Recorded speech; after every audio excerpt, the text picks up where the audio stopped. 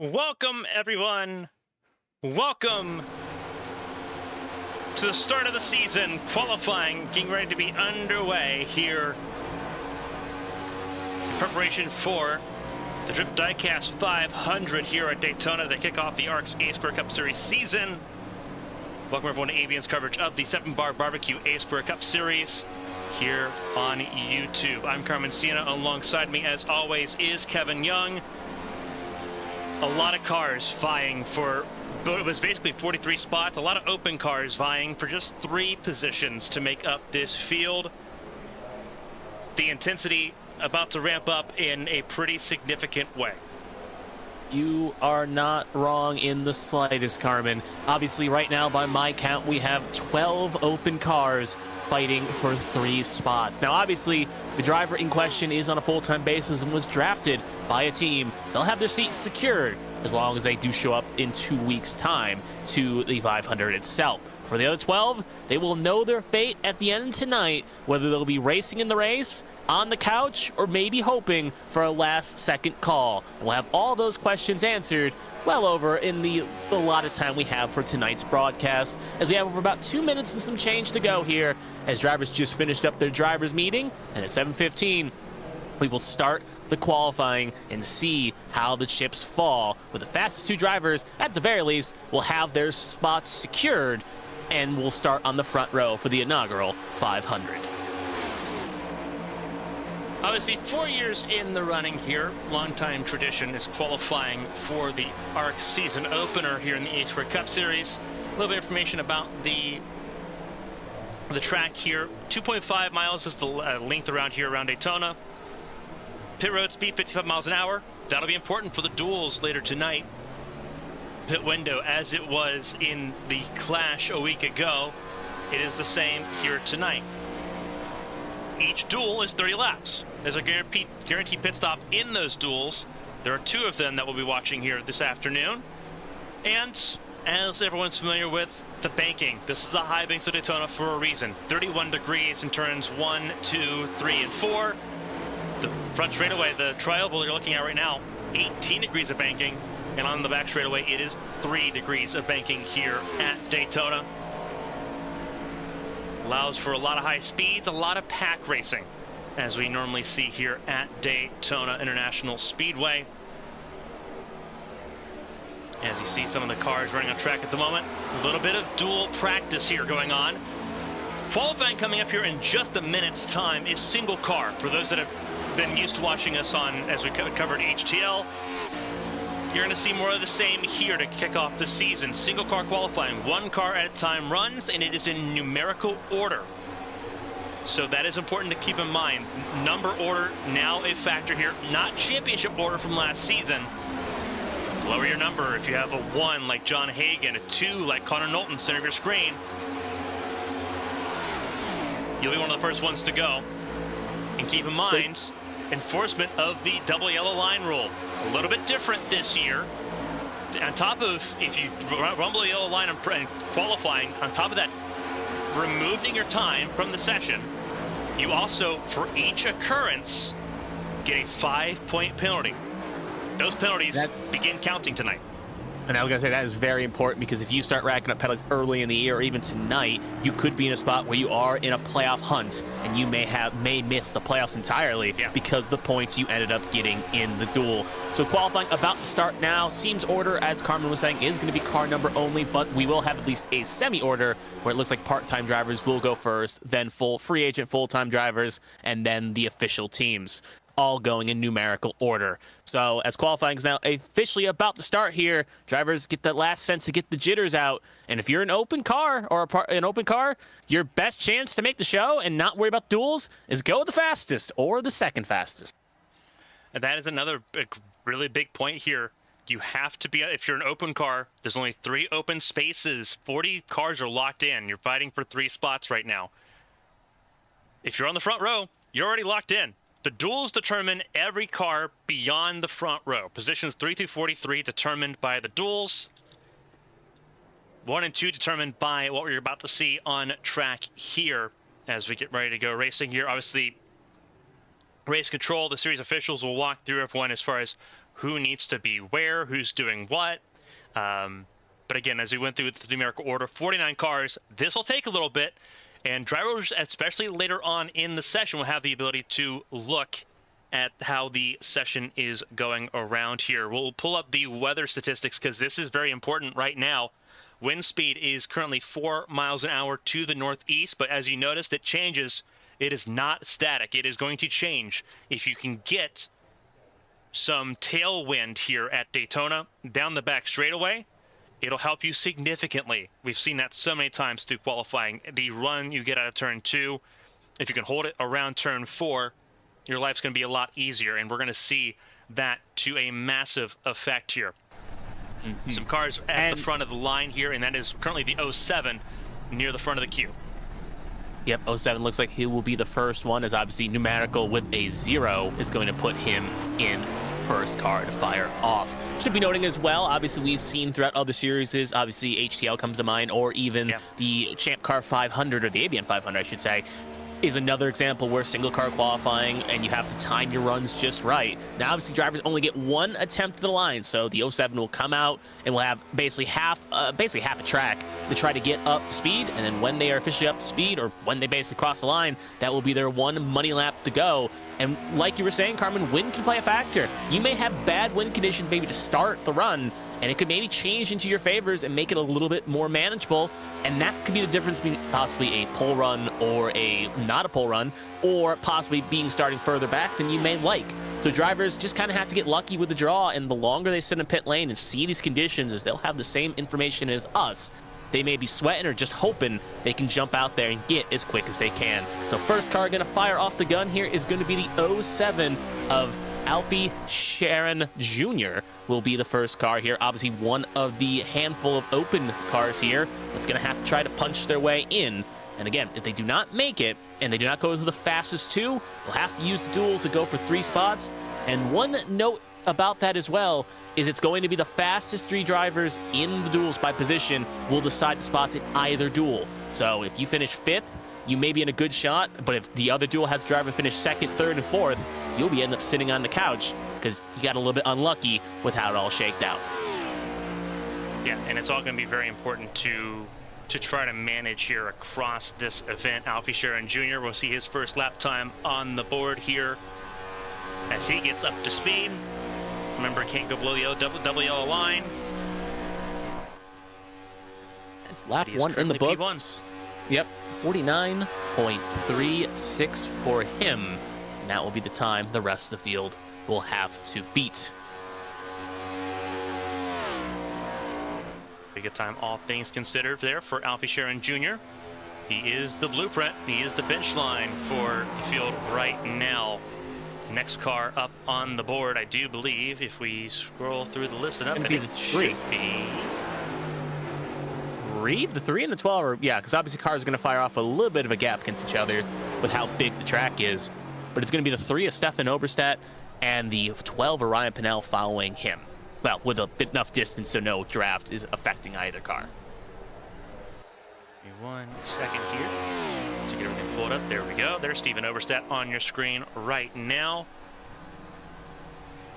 49.36, the time to beat. Across the line. It's going to be good enough for pole. 49.33 provisionally now. Again, a long run the wait. See how it plays. Next up, Ryan Pinnell was supposed to be a driver that had a guaranteed spot. He elected to step back into a open car entry, so he'll have to race his way in his famous number 12 machine as he now officially starts his lap now, try to get himself into the top 2 spots. Right now, at the very least, we'll know as cars bump one car out, it's going to be a interesting situation to see as cars will jostle and change on this board. And as you can see on the machine, if we get a decent look through 3 and 4, one last time. Brian Pinnell obviously was thinking about calling it a career last year, but definitely, you know, just like Mark Martin, a handful of drivers, racers just do not lose that itch and he wants to go back for at least one more time, and now possibly one last time to try to take the checkered flag in any A-square competition, or even take the elusive 500. As Ryan Pennell comes down here to finish his run, can he bump Oberstadt or Sharon off? He'll get Sharon, but he will not get to Oberstadt. P2 for Ryan Pennell, 2 tenths away from Stefan Oberstadt with a 49.36. So we've had 3 cars run so far here. A lot of cars lined up and ready to go. John Smeal will be the next one to get ready to run a lap time here, the number 13. A lot of cars, it looks like, have opted out of running here. Obviously, this is meant to be in numerical order. John Hagen, Seth Wanzing, Jonathan Adams, the 4 of Austin Mongold, the 9 Elliot Longenecker. None of them have gone. Neither has Josh Battles. Yeah, there's an interesting note, because I did see in the write-up that Kent did in the race channel, at the very least, it did say looked like order could have possibly been by part-time, then free agents, then official. Oh, that's right. But it could be the open driver. All of them are open drivers right now. So that's fair. Open cars will go first in numerical order here. And obviously, if you are a locked-in car, you're just fighting for your spot rather than per se, well, a spot in the field rather than actually make the show. So a little less pressure. But Smeal misses out. Yep, Smeal will have to go through the duels. Did have a good sector two, but actually, no, he's gunning up now. So actually, no, his lap did count, though, so never mind. It looks like he will miss out. But does look he's got some speed in that number 413 machine for Smeal Racing Designs, SRD Racing. Which means I believe the next car in line then should be the 14 of Tom Sears, who I know is present and should be getting ready to go. Tom Sears, here he is on the racetrack right now. Yep, it will be Tom Sears and Marshall Harris also behind, both on warm-up laps. They'll kind of hit it internally with each other. Obviously, the 14 in a Milwaukee bright red machine. Obviously, Sears was a full-time competitor last year. Back-to-back Constructors Championships with line power. Decided to step away from full-time competition due to having a child. So good on Tom Sears, becoming a family man. We wish him well. But obviously, again, similar to a lot of drivers, you can't take that itch out of the racer, and he still wants to have some fun from time to time to race as he comes across the line now, and he will put himself on the front row like he did for the Clash just last week. So right now, he's provisionally P2 with a 49.34. And now we have on the racetrack Marshall Harris, the number 19 machine, up next to run, and then we have Chris Gomes, the 26, on track as well. Obviously, the 19 running a similar scheme we've seen Martin Truex run in real life. Nice little patriotic scheme. Again, it's a very tough spot to be an open car, and honestly, Carmen can definitely relate to this in the champ car sense with Indy qualifying, along with myself, who had to make 2 straight shows to try to get into the race itself. It's a very hectic situation knowing that your seat's not guaranteed. You know, and with more cars showing and more cars showing up, it just becomes harder and harder to try to get a guaranteed spot, and that probably gnaws on you a little bit as you want to be fast, you want to set a good lap, but sometimes, especially with a duel after this, you just want to make sure you're in a spot that you can give yourself a fighting chance if you can't get on pole position. And as Marshall Harris comes across the line, P6 for the number 19, going to be not good enough. He'll have to go through the duels to make the show, and not the fastest of laps. Big difference between him and John Smeal, about a 10, like at least 0.10 separates the two of them. And as you see with a nice little fancy ticker with the flags that almost remind me of the Royal Rumble broadcast last night, with showing the drivers where they hail. A lot of American flags, though, as this is a lot of drivers that hail from the United States of America. Chris Gomes hitting the track next, along with Nicholas Martinez Jr. They'll be the next 2 cars to take an attempt. Martinez has the distinction of being the pole sitter for the Clash, so that may give him a bit of reprieve. But we first got to see what Chris Gomes can do in his number 26 teal and white machine. Yeah, right now Chris Gomes running. See if he's completing his lap right now. So let's see what that 26 car can do. 49.341. Misses out by less than 0.02 of a second there. So not a bad run, though, for Chris Gomes. He's going to be kicking himself a little bit, though, as he could have maybe gave himself at least chance on the front row, but he'll have to go through the duels, and Martinez, see now on his flying lap as well. again, like I was saying, he was the pole sitter for the Clash and did a drop back strategy and was able to get a decent finish in said Clash. So at the very least, he knows how to be fast on these plate tracks and get a good single lap time. Can that help him out here in that rubber racing warehouse machine? Can he maybe jump Oberstadt and Sears and put himself the best of the open cars? That's the big question mark as we watch Nicholas Martinez come to complete his flying lap here in the 48 machine.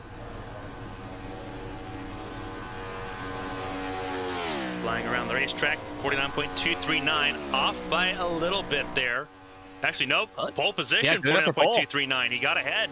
He got ahead by a decent amount. I was looking at the numbers wrong there. 49.239 versus the 49.33 that Oberstadt set. So new provisional pole for Nicholas Martinez Jr.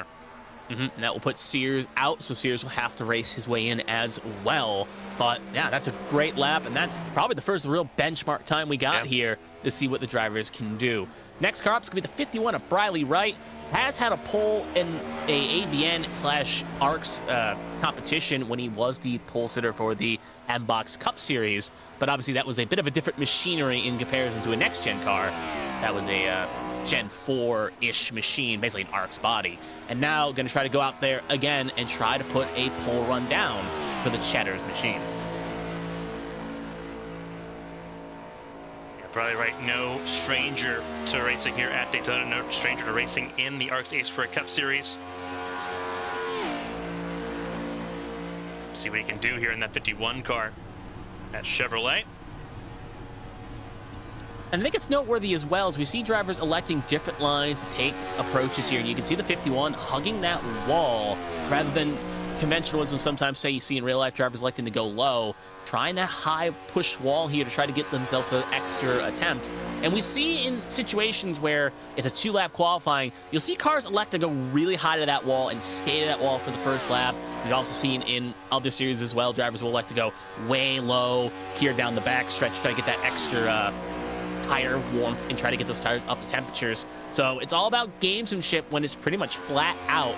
But that one extra lap eliminates really that ability to be gamesmanship-y, as you have to just try to find what you can and give yourself the best chance and hope the conditions hold. And obviously right now, as I'm keeping an eye on the wins, it's fallen down at least 2 mph comparison to the previous couple runs. So we'll see if that helps or hurts him as he comes across the line now. Only good enough for P6, splitting times with Ryan Pinnell and Chris Goins. Not going to be good enough. He'll have to go through the duels as well to take one of those crucial 3 spots. Yeah, absolutely. So that was Briley Wright in the 51 car here. Still have several cars that are independents left to run, including drivers like Mark Dila, Nathan LaJoy, several other cars as well here getting ready to roll. As we just browse and peruse through, some drivers already in pit lane that are already locked in. Drivers like Vincenzo Iacovazzi already locked in here. He's on a charter ride. Driver that's not Brian Johnson currently on the racetrack. Jeremy Braille beginning his run as well. The 72 and the 74 getting ready to begin their runs here. We've had 10 cars set lap times. Again, 49 set to run a qualifying attempts. Trying to make the Drip Diecast 500 in 2 weeks' time. And obviously, we've seen the past couple of weeks. I'm assuming we'll keep seeing it. Someone in chat rooting for Brian Johnson. So hopefully that little extra praise can get him a little extra speed. But time across the board, he'll tie what Wright and Pinnell did. But it's not going to be good enough in that number 72. He'll have to go with the duel. But as a 72 driver myself, I do wish him well and see if he can make that car into the show. But a driver that loves it when the chips are down, you could say, has shown up time and time again, as we can call back to HCL's 500 just about 9 months ago when he ended up finishing second in an open machine for Beatron Racing. So obviously he knows how to be fast at these tracks. He knows how to put himself in good spots. Kind of the Daytona whisperer in a way, if you will, trying to go for a three-peat. In order to go for that three-peat, he's going to have to make the field. And I just think right now he's trending in the right direction. And again, someone you do not want to count out when the chips are down, as he comes off of 4 right now in that Taco Bell machine. Where can the B-Tron chairman put that car? We'll see here. Can he beat Nicholas Martinez Jr.'s time? Across the line. It will be good enough to put himself on provisional front row, but not provisional full. 3/10 away from Martinez Jr. Connor Morse will now be out, and he'll have to go through the duels. But right now, Martinez Jr. and Braille, the top two, currently locking down the front row. Here's Mark Dila, the number 80 machine, driving the number 80 Kroger Ford. A little bit of inspiration, I think, a pure throw to the real-life Kroger machine that Chris Buescher will be running from time to time throughout the 2025 NASCAR Cup Series season. You'll see another car similar to this, but a little bit darker color, the Fastenal number 60, driven by Patrick Oberstadt later on here in qualifying. Right now, Mark Dila trying to break his way into the front row. It is a lofty bar to hit. If you're Mark Dila, you have to get in 49.27 second lap time. You have to beat Jeremy Braille, the two-time winner of the season opener here in Daytona, and he's nowhere close. Not even cracking the top 10. 39.364 for Mark Dila, as Nicholas Pressey now comes up at the heels of his first Winstall 400 attempt last month. Going to try to put himself here in the field as well as an unsecured entry. Another car that is a very interesting entry, to say the least, as well as obviously you've seen on the ABN family of networks. He is a mainstay when it comes to Champ Car machinery, and he knows how to wheel those things around. Obviously making maybe a little bit of flack from some of the racing body here, as the number is not where everyone else's is. He's pushed it back. Obviously, don't think there's anything in the rule book against that, so he will elect to place it where he wants to place it, and it will be where, you know, some purists will say that it's deserved to be. Others will say they like it forward. That is not my call to make, even though I would say it's better in the center. But is Pressey going to come down through 4 here to put his run? Can he bump either Braille or the 48 off? He will not. He'll be P4. He will also have to go through the duels to try to make the show. Yeah, it's going to be very interesting to see how this all really and sincerely plays out here, trying to see if there's any other cars running on the racetrack. I think that's everyone for the open cars. Yeah, we're just making sure there's 14 open cars here. That have set times so far. Just making sure with Brian Dixon, we know he's safe. Brian Dixon on track. Matt Vorndren, the 00, is now on the racetrack as well, and he is one of the secure cars. So we have turned back to the start of the number lineup here. So 00 and then 03 on the racetrack. Makes it pretty straightforward there. Yep. So Matt Vorndren now on the leaderboard. Brian Dixon behind him, about half a lap. They're running it. We call it shotgun style qualifying. You launch 2 cars, one after another, about half a lap behind. Make sure that neither car are interfered with. Vorndren set a 49.341. Good enough for a top 10 run so far. Brian Dixon in that Boy Esports number 03 Toyota coming around the line. See where he's at right now as he starts his run. Looking good though on the timesheet. See if we can pull up that lap time as things currently run.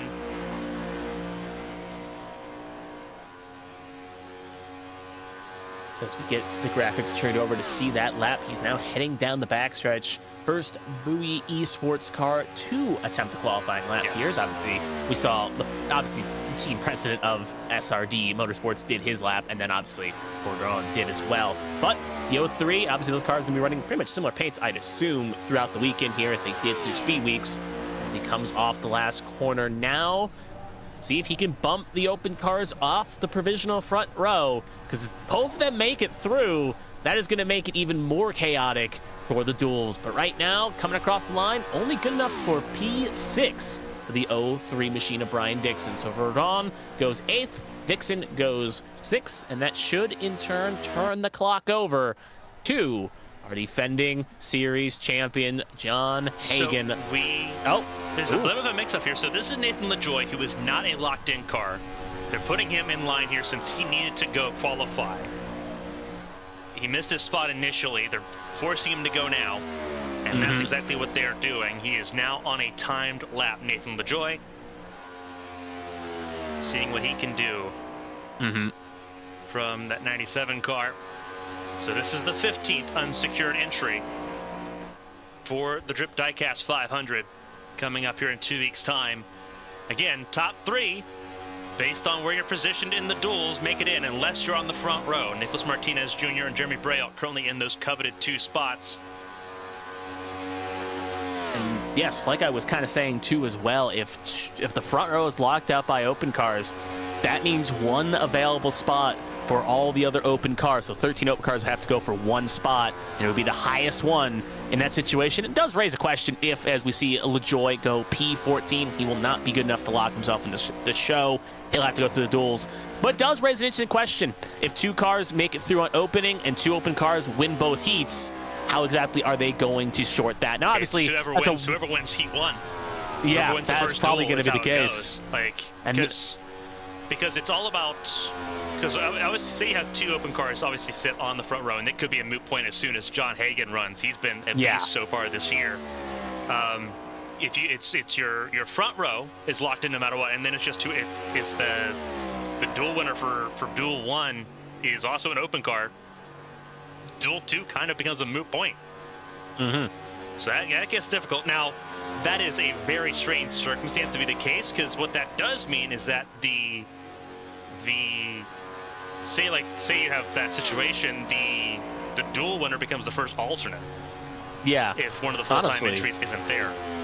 But we'll see what John Hagan can do, and if he makes that entire conversation a moot point here across the line for car 1, and pretty much point now. Yeah. P2.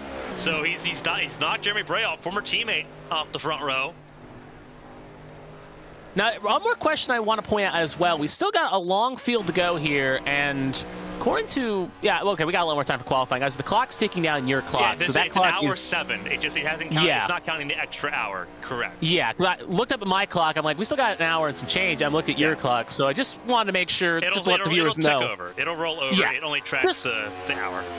Yeah, just want to let the viewers know at home that there's not 7 minutes to go in qualifying. We still have well over an hour, if need be, for these drivers. Moving forward on, though, we do have Connor Knowlton and Austin Mongold, the next lucky 2 recipients to try to put down a time here as we ride on board here with Connor Knowlton. Knowlton last season, like I did say in the draft broadcast, had a interesting year, had an all right 500 to start, but ended up losing his seat and had to watch on the sidelines. New year, new driver, hopefully new mentality, and he's looking to make a full-time campaign in that number 2 machine. Coming across the line for the SRD Motorsports team, and that will be a 49.321, good enough for P6. So right now, not good enough to lock himself into the show, but at the very least, will give himself at least an all right start in the duels. Austin Mongold crossed the line now as well. I believe he is now officially starting his lap here. Correct, he is. The reason why you see that timer the way it is below, because he crossed the start-finish line to begin his, so to leave pit lane, he had to come from his box, which was behind the start-finish line. So yeah, that 0.999, while world record pace does not count. Seth Wansing also now on track at number 5 for Sunday Money Racing. So we have a Ford and a Chevrolet both on track at the moment. It is still Nicholas Martinez Jr. on provisional pole, looking to do something that no one else has done on their debut in ARCS A² competition. So a lot of drivers trying to deny Martinez that opportunity. Mongold comes across the line.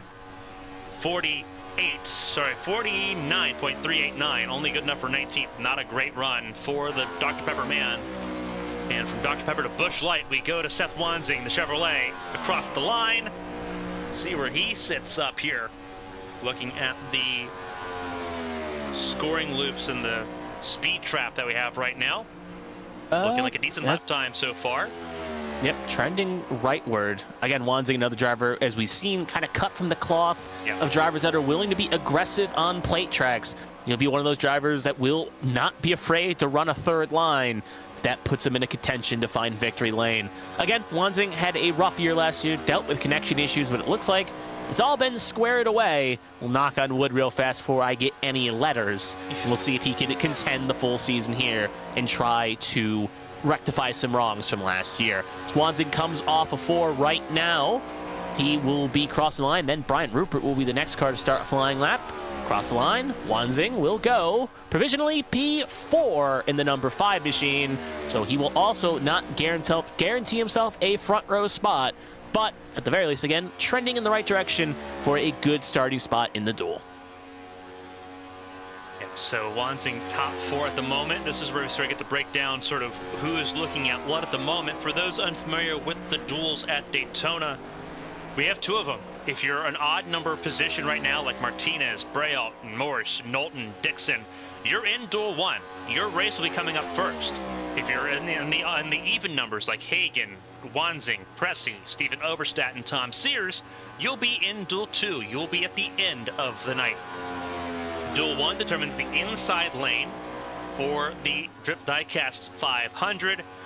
Duel 2 determines the outside lane, just like how they're positioned right now.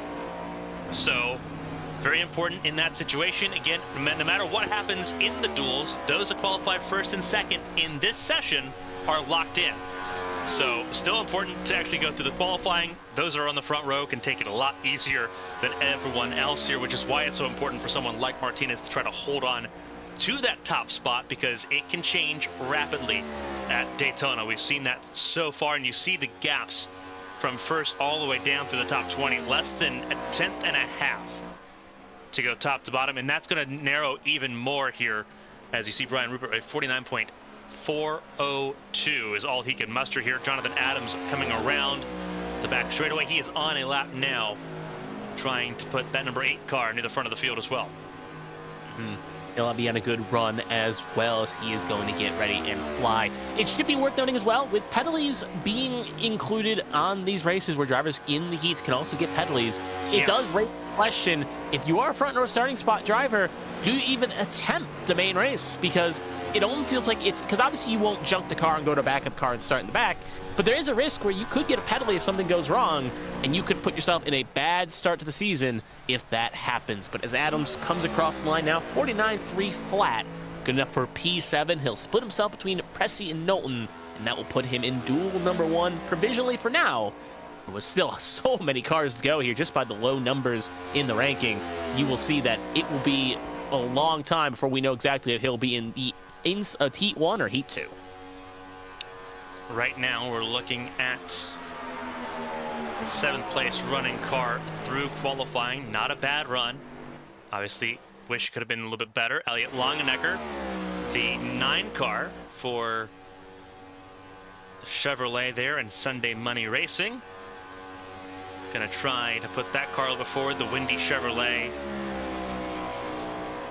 Chevy Camaro right now rolling through turns 3 and 4. He is, I believe, beginning his lap time here, and Josh Battles behind him. Next up in line to set a qualifying time as we approach the 1 hour remaining mark here in qualifying. It's going to be a lot of time still. Obviously, 49 cars attempting to qualify. This is car 24 that is just at a lap time good enough for 14th. Car 25 to get us to the halfway point is Josh Battles in that 11 machine, as he crosses the line now in that throwback number 11 car. And he will begin his run with a little bit of latency. Not great. Latency on a qualifying run can be an absolute ender for his time, but as you can tell here, 6.475. He's another driver that had to cross start finish line to begin his run. So not a valid lap time there. You are right indeed, and that is not going to be good for that Apple Cars machine. It's more latency plagues him right now, and that's also noteworthy. He can't get it fixed. Obviously, again, guaranteed spot as he is one of the 40 drivers in the teams, but still, it just sends a message to the field. They do not want to work with a car that is having latency issues, is having connectivity issues. It just sends the message that just either Race Tower will tell you, drop to the back till you can fix it, or they'll just kind of shuffle you out and you'll just have to ride. Regardless, it will be a not fun afternoon in the duels if he can't get that settled. But right now, at the very least, it's looking okay. So we'll see if it can at least hold. Maybe he was just having some slight hiccups with his connectivity. So next up here is the 15 car, Matthew Kent. If he is on the racetrack, just making sure that is the case. Not yet. Edward Marshall is currently on the track in the 16. Edward Marshall on the racetrack. Gotcha. Yep. Oh, listen. Oh, so Matthew Kent's not racing. He is overseeing the qualifying procedure. So he is not racing tonight. He's already locked in. Okay. In that 15 car. So he is not racing tonight. It looks like. Okay, so he will be provisionally, unless he decides to do the duel. He hasn't loaded into the session yet. So Matthew Kent is loaded into the actual driver listing. So he will be running at some point, just not right now. Maybe he'll go provisionally just last because obviously he's overseeing qualifying to make sure this goes smoothly. Or maybe he'll just start last in Duel 2. You start last in Duel 1 if he is if he decides he is just going to sit out. Edward Marshall 39.301 goes top 10. And again, the top 10 getting very crowded at the top. So Marshall, 8th fastest at the moment, puts him right now second row in Duel 2. But again, so much still left to really decide here. As we sort on down, I believe the next car running should be Kevin Feemster in the 17 machine. If we can. Yep, Kevin Feemster out on track right now, and Peltier Sharp will be flanking his gunner, as she will be the other car in question behind. Obviously, Feemster, if you are a regular that tuned in the last 2 seasons, was running the 21. Now officially with new car numbers being assigned, he's elected to take the 17.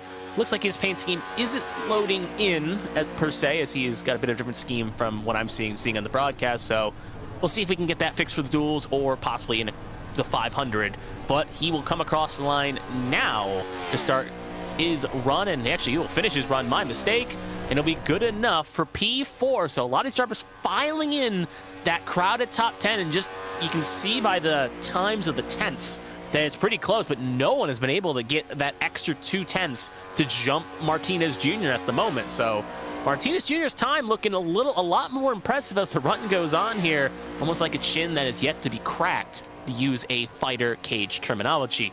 But now we have Alyssa Peltier-Sharp, or Lily Peltier-Sharp, as she now is on her magical run as well. Next car will be Davey Hawk, but Sharp, obviously a Final Four driver last year. Highlights on the plate. Doesn't really have the most pedigree on the plate tracks. The only thing I can think of is a Truck Series top 3, but her strength really comes with the road courses and the short tracks. So we'll see exactly what she can do in this red and white number 18 machine. Right now we are watching and waiting. Peltier Sharp coming across the line. 49.290. Ooh. Top 6. So getting more and more crowded here. Davey Hawk now on track. The next car just had a lap time here this time for, I believe this is Presidential Racing's Miller Lite Ford Mustang.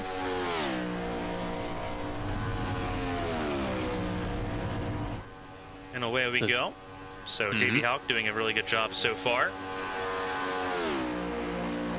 Davey Hawk, a round of 16 driver last year, was obviously a little bit smitten, or at least a little bit shocked he was not picked up in the draft, but luckily with some of the teams getting reshuffled and some drivers getting moved around, he ended up finding a full-time ride. He's going to kind of use this as maybe a chip on the shoulder as he now drives for Presidential to try to get himself a win this season and show, hey, if next year the draft comes around, make sure you take me in the first 40 picks. So he will also be flanked by Ross Baxter, who is now coming out of pit lane as we speak as well. But first, we'll finish up on the 21 of Hawk as he comes off of 4 into the tri-oval now. Where will he slot? 21 will be good enough. Well, good enough for 11th. So just outside the top 10. As now Ross Baxter comes to the tri-oval as we speak now with a West Virginia-esque inspired scheme. He will now start his flying lap. Ross Baxter back in the West Virginia Volunteers paint. Well, not Volunteers, but Mountaineers. Yeah, Mountaineers, but yeah. I was confusing West Virginia for Tennessee. Yeah. I think it is anyway. It's it is Mountaineers. It says Tennessee Volunteers because we have too many college-based paints on AVN. I mix them together. We got the Buckeyes, we got the Bearcats, we got the Wolverines, Volunteers, Mountaineers. You got to be careful because the colleges have their territories, and if you make a mistake, luckily West Virginia and Tennessee aren't rivals, but in certain areas and certain teams, you may end up getting chased out of the state if you make a crucial mistake like that. Georgia's catchphrase isn't Roll Tide? No, it's not. No. I think Ryan Pinnell may be coming up here now, and look at Ross Baxter good what lap a good there. run. Almost dead even, too. 49.244. That is And down remember, to he the was milliseconds for the front and row. he was our pole sitter last season. So this shows he's got the speed to put this car good. And right now he is tied with Martinez. So that will bump defending champion John Hagen out. He will have to go through the duels to keep his P3. And that will pivot us to Tommy Withers, who runs the 23, but looks like so he's running the 43. Not updated their information on this because the session still reads 23, although some paperwork shows 43, so they're still confusing. He typically does run the 23, but there seems to be some confusion as to if Withers or Toby Estes are actually running that 23 car this year, so they both currently have it. Oh, good. It's currently how it's listing at the moment. Ooh. With Baxter coming down pit lane, it forced Withers to jump up a lane. Not going to be great there. 49.269, and that could have cost him. That's a top 4 time right there. Having to deviate from the yellow line like that could be a big factor when you're talking about a game of inches. So that's not great. Withers may have obviously can't really do anything about now, but could end up maybe taking a protest to control at the end of this race, saying that should have been off more or maybe more spacing. Who knows? But regardless, that will be just enough to affect Withers. He'll have to go through the duels to get a better spot or keep his spot.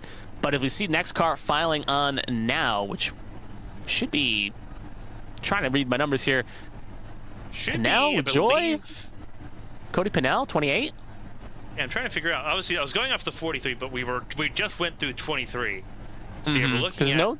There he is. This Cody Pinell on pit lane right now. Unless they've halted the queue for a moment to allow for a little bit of a reset here. Yeah, because the 26 is obviously Gones. He is going to be in point, and it looks like someone just flashed on. There, oh, Steve Tucker, yeah. Steve Tucker is just finished his lap there. So Steve Tucker, this 24. is where it gets interesting because of how many entries there are. There's people split in different sessions right now. Yes. So they're not all popping up here. So that was the 24 of Steve Tucker that just ran. The 25 should be Daniel Michel, and then you have Cody Pinell. So Cody Pinell running, but then there's also the 25 of Daniel Michel, who is also in the lobby here, and he is on track too. So this is Daniel Michel, and a paint scheme that, because he's not been a part of the same session, his paint hasn't loaded yet, but we saw Cody Pinell running. There's Daniel Michel with the paint that's loaded now. And that is his paint, and the Killer Brownie. I'll be honest, I'm not 100% what it is, but regardless, it's a very interesting color palette here, as he now will come off of 3 and 4 here to put his lap in the books and slot himself in to a different show. Didn't actually know you could split in different heats like that for qualifying, as he comes across the line now, and that will be good enough for P8 for the 25 machine. So was noticing something with the weather there, as we saw previous cars go there. The wind was falling down to about maybe 2-3 mph, and it's really fluctuating at the moment between 2 and 7. Right now it's currently at 5, and like I was kind of talking about in the pre-race, a gust of wind can maybe make or break you depending on when it hits you and how strong it is. So right now currently went from 5 to 4 as Cody Pinell goes on, and when obviously we saw Baxter put down that great run there along with Withers, the wind was in a more favorable condition than it was for some other runs here. So sometimes it just comes down to the luck of the draw, where you may get favorable conditions or unfavorable conditions. And again, that could be the difference between locking a front row spot and guaranteeing yourself locking up the front row, or maybe if something goes bad in the duels, ending up in a worse spot than you would like to be. So is Cody Pinell now coming off of 4 as well. He will come across the line, and he will put that number 28 all-black machine in 49.30. It's 49.297. Give me 1 second. That does not crack the top 10. Nope, 13th. So then that leaves us with the 29 of Mike LaJoy. Yeah, it's because of the different lobby rules. It makes it weird in a sense how cars just flip. But yeah, 29 up next. So we saw Nathan run earlier. Nathan LaJoy did not set a great lap time, only good enough for 29th place so far. Mike LaJoy, one of the locked-in cars, this time going to try to run and get a good lap time going. Don't see that every day. The Hartford Whalers affected paint scheme. Obviously, former NHL franchise with a great goal song, as he will now attempt to finish a run here and try to get himself in that Hartford Whalers machine to the front row here.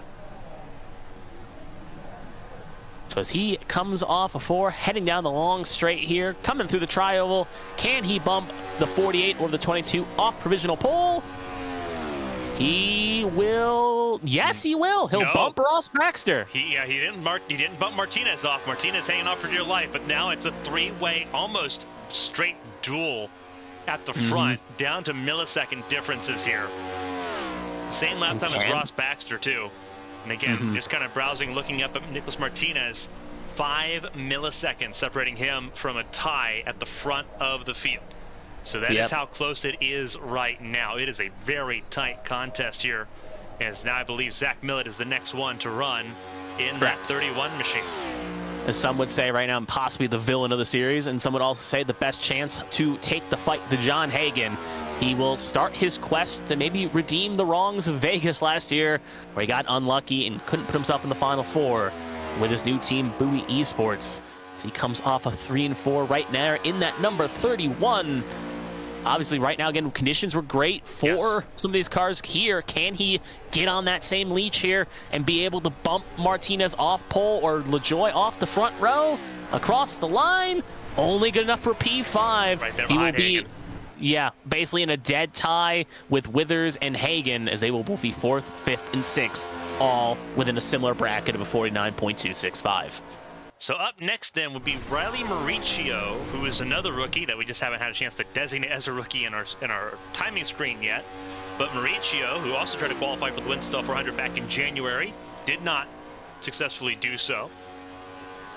Making his return now as a full-time driver in that 32 car for SRD Motorsports, representing John Smeal and Smeal Racing Designs. As you can see on the side pod of that car, side pod as if it's a Champ Car machine. Mauricio on a time at the moment. Dale Markowski following him in the 33, and then you'll have the 34 of Brandon Fetterplace up next on the list. But we've gotten through 36 cars, so we're almost through single car qualifying here in Daytona. Mauricio, looking at his lap time here, it's not going to be a bad time at all. Top 4 for Mauricio, again, just 200 shy. 49.261 for the rookie. Dale Markowski. Another Taco Bell scheme. For Black Acid Racing, excuse me, not for V-Tron. Taco Bell, the empire's expanding. Liv Moss, Dale Markowski trying to do that with Black Acid Racing. I mean, to be fair, Taco Bell did win the food wars in Demolition Man, so maybe it's a bit fitting that they have a bunch of cars sponsored in tonight's festivities. This car in particular has a lot of teeth on it. Must be some of the IMSA cars that we see right now with Roxy and Rexy and the dinosaur cars for AO Racing right now. Makes it competitive. And this is where Markowski is also really strong too. The 33 car, really good at these restrictor plate type races here. Markowski. Ooh, another situation there with sub 32 kind of close to the line. I don't really like the thought of that. That seems very litigious. Well, it didn't affect Markowski, as he'll bump LaJoie down. Obviously, if there Markowski was... now front row.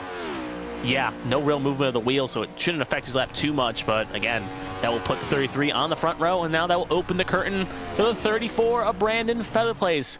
Final 4 driver the last 2 seasons in that Ghost machine, but has yet to find victory lane in over about a year and a half since Worldwide Techway Gateway, basically, about a year and a half ago, looking, again, to find victory here this season, the 2025 campaign. Obviously, last year did not even attempt the 500, as he was not part of the driver's festivities till about week 8.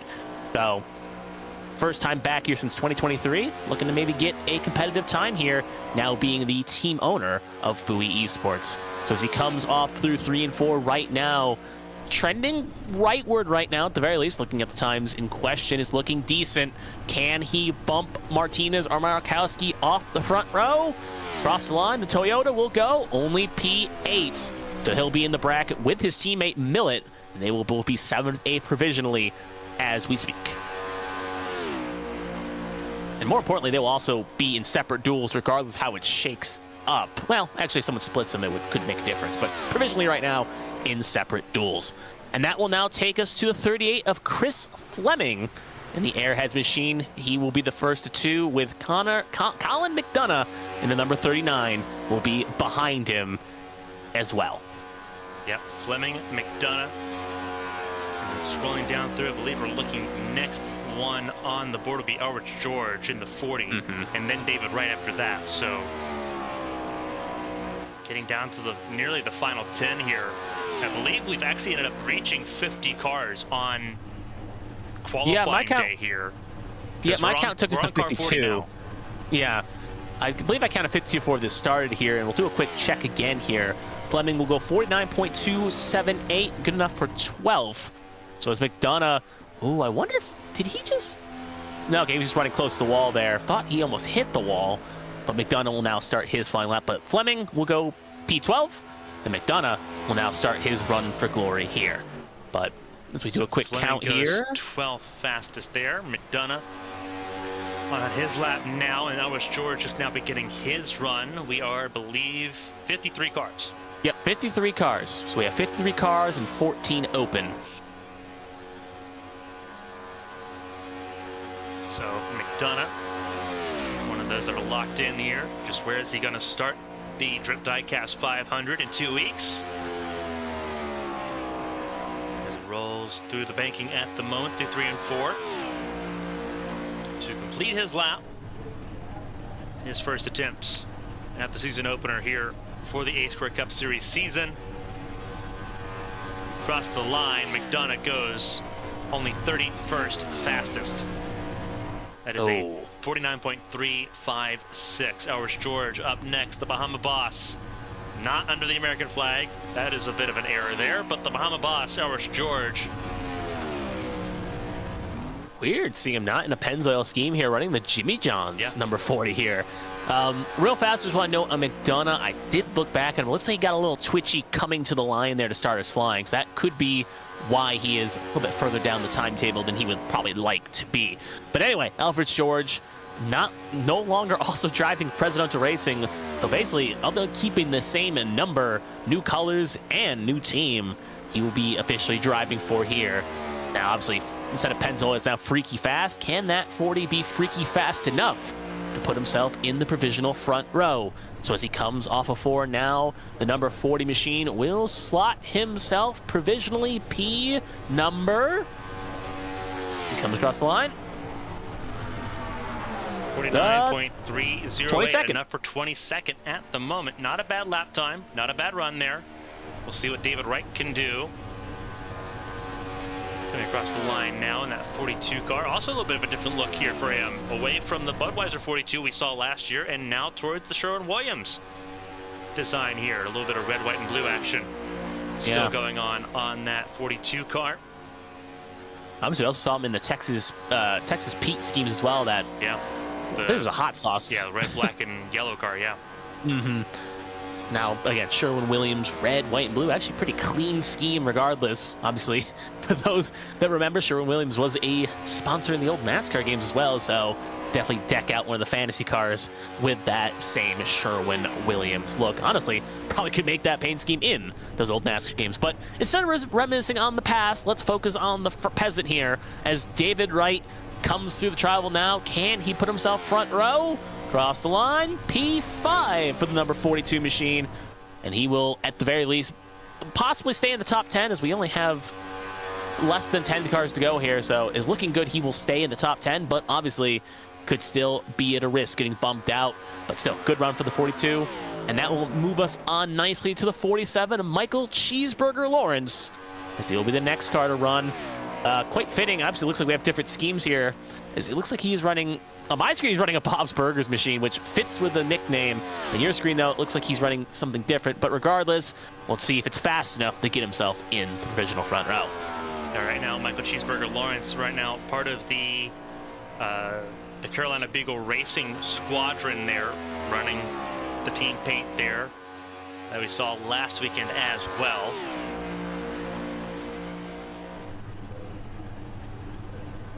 See what Lawrence can do. Coming across the start finish line here for Lawrence. 49.218, new provisional pole position. Oh, Michael Lawrence smashed it. And that now makes Nicholas Martinez Jr. sweat a little bit. He was sitting comfy for so long, and now you have some question marks. Michael Lawrence, 49.218, absolutely cleared him by 0.2. Fastest run we've seen so far today. And 0.2 of a second is a mile here at Daytona with how close everyone is. You look at the separation there in the top 20, less than 1/10, all the way down to 26th place. Yeah, that's how close it is. Josh Gaiman will have to try to slot himself near the front of the field in that 61 car. But the pressure has been amped up. Michael Lawrence now needing someone to respond and also lock into the front row for Martinez to have to be right now in the racing spots. Right now as it sits, it's 2 open spots that are up for grabs unless Martinez gets dropped, in which case all 3 end up being up for grabs. So this is super important. Here is the 61. This is another one of the Dirty Air Motorsports cars, Feemster's team. This is the paint that we couldn't see Feemster run earlier, but we are seeing it with Josh Gaiman's machine. It'd be noteworthy as well. Sears bringing up a good point, obviously, in the iRacing chat here. Temp has went down 4 degrees since first qualifier, so the track is getting cooler. So we'll see what effect that plays. So Gaiman and Kerr, obviously Gaiman on his flying right now, Kerr just leaving the pit lane. So they will be the next 2. But right now, as we count and as we see, we have 8 cars left to try to bump Lawrence or Martinez off the front row. Now Gaiman, obviously a 2-time first overall draft pick. Can he get, with his new team, Dirty Air Motorsports, bring a little bit of bright spot to the team and the new team in question, get them a provisional pole? As he comes across the line now, where will Gaiman slot? Gaiman will be, 43rd. That is not something you see very often for that number 61 machine. It genuinely is not. 43rd, he is going to be near the very back of whatever duel he's in. He is 4th slowest so far. James Kerr just now beginning his qualifying run, so Josh Gaiman not in a great position right now. Again, Gaiman's locked in, so there's not a lot of pressure on him to go out and have to win his duel, but you still want to have a decent starting position for the Drip Diecast 500, and right now that is not the case. Just looking at the fastest times here in qualifying, 43rd fastest. He's got some work to do. James Kerr hoping he has a lot less work to do in that 75 machine, the leader for Black Acid Racing, as he comes out of 4 to set his lap time here, a little off the yellow line. Comes through the tri-oval this time. Not going to be, I think, a super fast time, and it's not 45th. So I think the track temps cooled down, but not having the wind speed giving you a tailwind out of turn 2 is not helping either. And that does not bode well for those that also still have to go later on, like Christian Angel on your screen beginning his run. You still have as well, you still have Bren Roberts, Vincenzo Iacovazzi, who's about to join the track now, the 77, Ethan Wood, and Jared Newton. Yeah, track temps fluctuating a lot here, so we'll have to see on regard if, again, how affects that plays. But right now it is going to be Rowdy, Vincenzo will be the next 2 in question, and after that, just for those in the know, it will be Roberts, Wood, and Newton, along with possibly Matthew Kent, remain to go here. So another car just finished up their lap indeed. Now we got Christian Angel coming off of 3 and 4. Where can that Miller Lite 76 put themselves? Coming down through the tri-oval, will the trend continue and show maybe doom and gloom for the high number cars? Well, he jumped somewhere. Looks like he jumped the 20th. So P20 for the number 76. Christian Angel up to the 20th position. Vincenzo Iacovazzi, 2nd last week in the Clash. Running a Sopranos number 77 machine. Fantastic. As he begins his run. And Vernon Roberts now joins the racetrack to begin his qualifying effort. And then it'll leave us 2, maybe 3 cars left to run if Matthew Kent runs dead last here. And if that's the case, Matthew Kent's not going to have a great time looking at how the lap times have trended so far. We'll see how it stands here with Yakovazi rolling through turns 3 and 4 now. Very fun, because look at the scheme kind of eyeing it. It's got all the great Sopranos memes on the back, like Vito's house and the Gabagoo and all that. So definitely decked out with love Sopranos scheme. As he comes across the line now, where can Vincenzo put it? 387, 45th, Yeah. another bad time. Christian Angel showing to be the anomaly of these last 4 runners so far. Bren Roberts running very up on the outside lane, trying to get as much momentum as possible to start his lap time. See what he can do in that Sheets number 84. A little bit of Sheets, a little bit of Coca-Cola. Got the polar bear on the side as well. Regardless, if you're Martinez right now, you are basically taking a big sigh of breath right now. You're taking a deep breath here, because there is not too many cars that can deny you a chance to lock in at this point. It does look really good right now for the 48 to have one of those 3 open spots secured.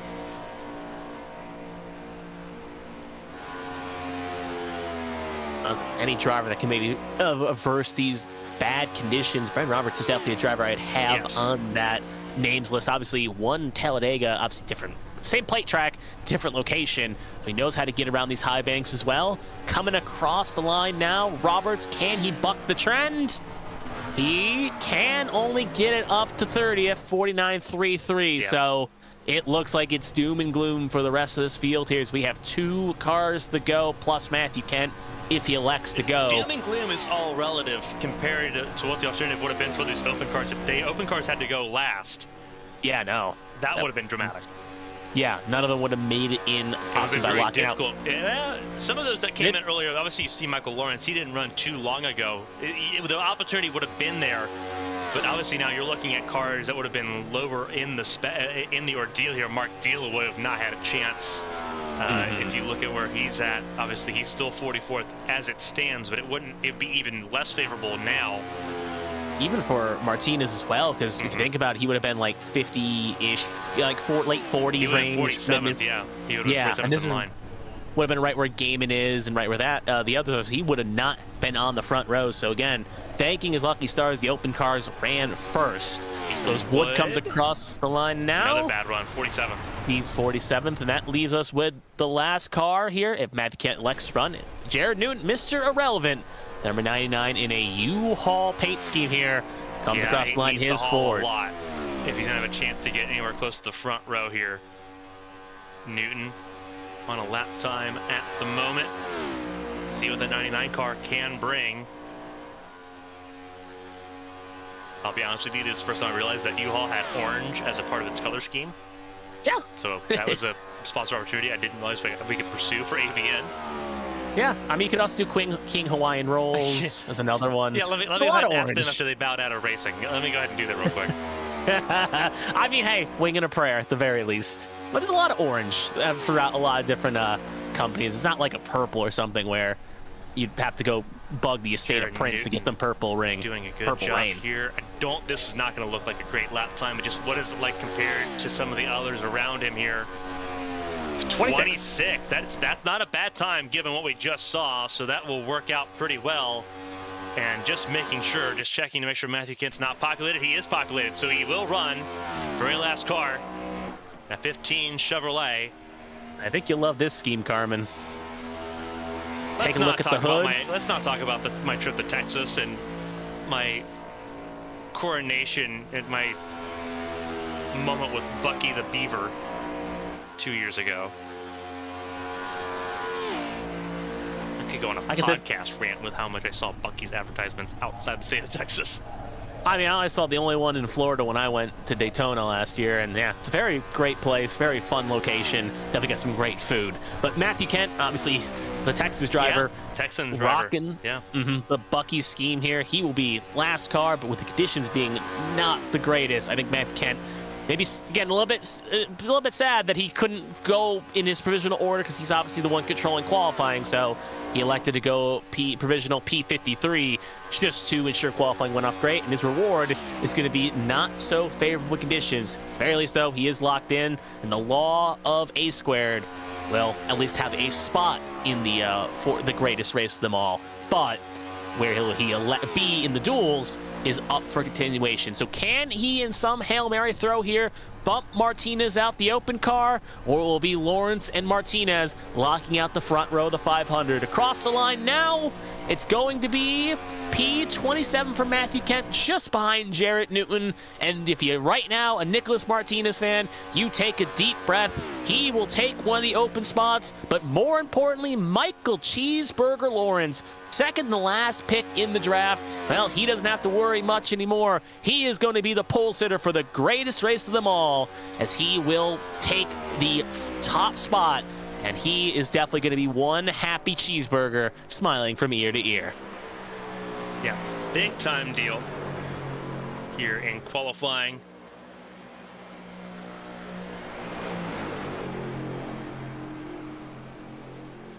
But that'll round us off here for JTT pole qualifying for the Drip Diecast 500.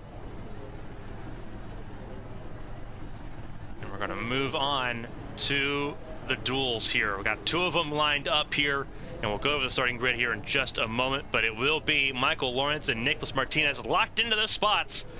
Two open spots now up for grabs, and it is the best finishers in the duels. Where do they place? They could both be in the first duel here if it works out that way, or it could be both in the outside duel. It's just wherever you place. That's what matters the most so far. So it's time to let the games begin, I do believe, at this point in time. All the cars lined up on pit lane. It's a very busy pit lane here, and it's about to get a lot busier on the racetrack here. Two duels coming up here for the Better Place Waste Management Daytona Duels in Daytona, qualifying for the Drip Diecast 500 for the 7-Bar Barbecue A² Cup Series season. For everyone tuning in to ABN, as our coverage begins this year in earnest, we hope you're enjoying.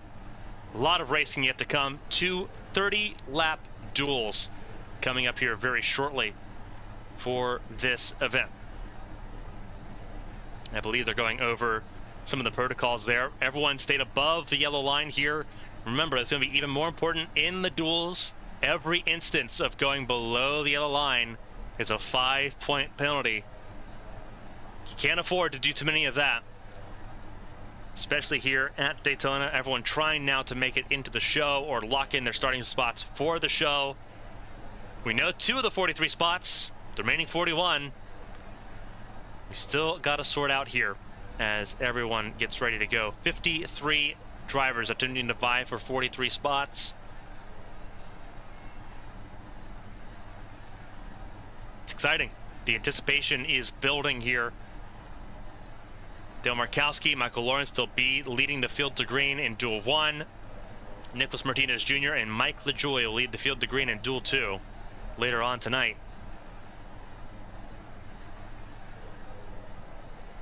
As chat is going crazy for Michael Cheeseburger Lawrence getting pole. Obviously, Martinez kind of said in the chat he felt like that was going to be a blistering lap, and it showed. But yeah, everyone very happy that Cheeseburger Lawrence got that pole position, and you definitely know all smiles in the chat. But as you can see right here, the unofficial poll, actually I would say official results here at the very least for qualifying.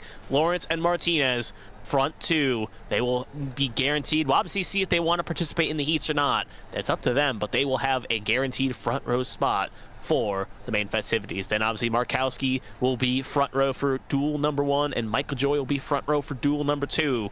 And see the rest: Baxter, Wright, Murciano, Hagan, Millett, Featherplace, Withers, and Brayout with the next 10 cars and how they sort out. Obviously, again, evens will be in Duel 2, odds will be in heat number 1, or Duel 1, I should say. So that's how they will all fire out as we're waiting for the last little bit of festivities here. The guys race control goes through and gives some last-minute instructions before we get ready for heat number 1. Yeah, obviously very exciting going into this event. One of the best times of the year. It's very exciting all the way through. Looking further down in the results order here, this is 13th through 24th. Kevin Feemster, Chris Fleming, Seth Wansing, Daniel Michelle, Steve Tucker, Patrick Oberstadt, Lily Peltier Sharp, Christian Angel, Connor Morris, Nick Pressey, Cody Pennell, and Jonathan Adams further down the order here. But again, 53 cars attempting to qualify for this event. Edward Marshall in the 16 car alongside Jared Newton, the 99. Matthew Kent, Irish George, Davey Howe, Connor Knowlton, Stephen Oberstadt, Bren Roberts, Brian Dixon, Tom Sears, Matt Vorndren, Chris Gones, Elliot Longenecker. You've got Josh Battles, Colin McDonough, Bradley Wright, Brian Johnson, Ryan Pennell in 42nd, Alfie Sharon Jr., Nathan LaJoy. A lot of the cars not locked in here now, but down below 40th place. They've got a lot of work to do in the duels. John Smeal, Mark Dila, Josh Gaiman, Vincenzo Iacovazzi, and then the final 5, Ethan Wood, Austin Mongold, James Kerr, Brian Rupert, and Marshall Harris to kick us through qualifying here.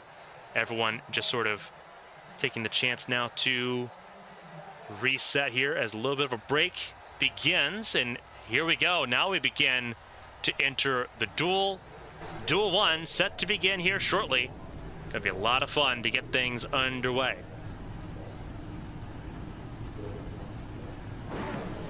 You can say that again, as now obviously conditions a bit different. Sun is setting as both duels will be under the sunset here as cars get all nice and lined up here. It's going to be, with opposite the field plays off, 27 cars here in heat number 1. We'll go over those drivers here as we take a second to get the graphic up on the screen. We'll see it now. Michael Cheeseburger Lawrence, and obviously not Nicholas Martinez, will be in row number 1. This is obviously about to go to the ticker because obviously it's not ready for the actual duel format here. Not used to the split race format there. But you see, as it scrolls through, you'll see the 27 cars that are in duel 1 fighting for 22 starting places here. Again, Michael Lawrence already locked in. The question is who will join him in being punched into the Trip Diecast 500 in 2 weeks. Markowski, Baxter, Mauricio, that's your top 4, your first 2 rows. Zach Millett and Tommy Withers in row number 3. Kevin Feemster, Seth Wansing in row 4. Then it is Steve Tucker and Lily Pelletier Sharp in row number 5. As the field begins to roll off pit lane, and all eyes turn to Michael Lawrence as the field gets ready to roll. Just trying to take a cat count here just to make sure how many heat cars we have in this field right now. Yeah, 27, it'll be 27 and 26 total between the 2 duels. And I'm just seeing how many open cars we have. It looks like we will have, at the very least, 1, 2, 3, 4, 5, 6 of the open cars in this field. Ethan Wood, John Smeal, Connor Morse, Alfred Sharon, Marshall Harris, and Brian Johnson will be the open cars in duel number 1. Tom Sears, Briley Wright, Nicholas LaJoy, Nicholas Pressey, and Chris Gones will be in duel number 2. So overall, a even split between 1 and 2. It is 1, 2, 3, 4, 6 and 6. So it's a nice split. So overall, we'll have to see how it goes, but they'll be split evenly here. And the question is, 2 spots up for grabs with Martinez taking one of those seats at the table. We'll have to note where the 2 highest finish, and we'll see aggressive racing, because if you're the third driver in line in the heat number 1, you're at the very least, only thing if you miss it, you just got to hope heat 2 is a little bit more chaotic and you can be maybe the first alternate should a driver not make it to the great race in 2 weeks' time. So 27 cars, all of them fighting for spots here.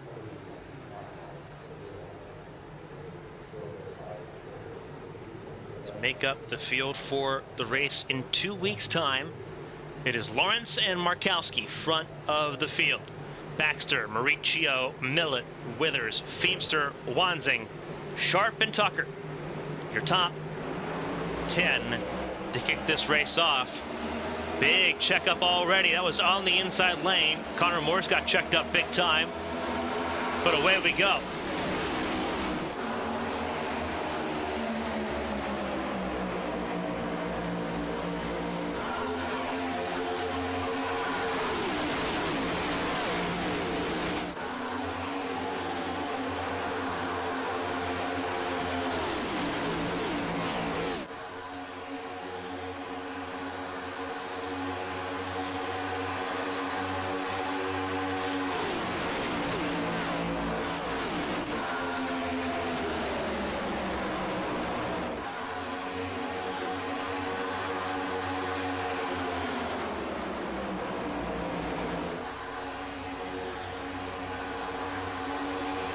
So as lap 1 comes across the line in the books, it will be the number 32 coming across with Michael Cheeseburger Lawrence following in tow with Baxter, Millett, and Feemster. Your first 5 cars right now on that low line.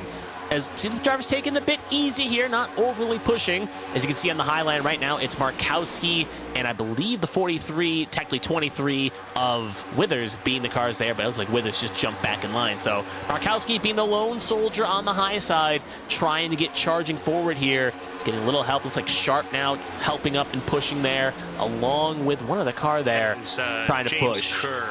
That is James Kerr, 75, and I believe that's Cody Pinnell in the, no, sorry, Davey Houck in the 21.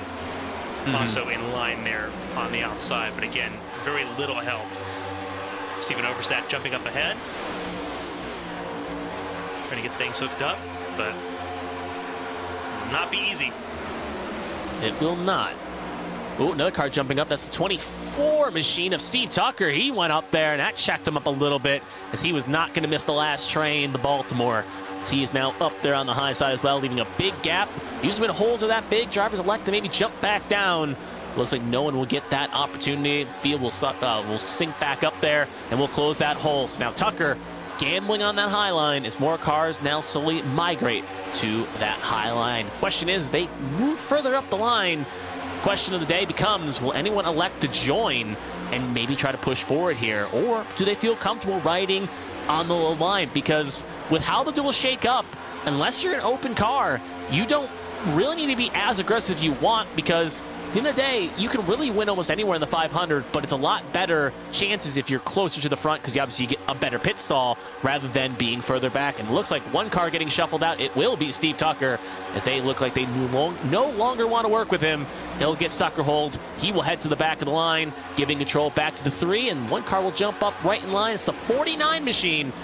Connor Morris, one of the open cars, he will now jump to that high line and will lead the outside line. Big time run at the moment.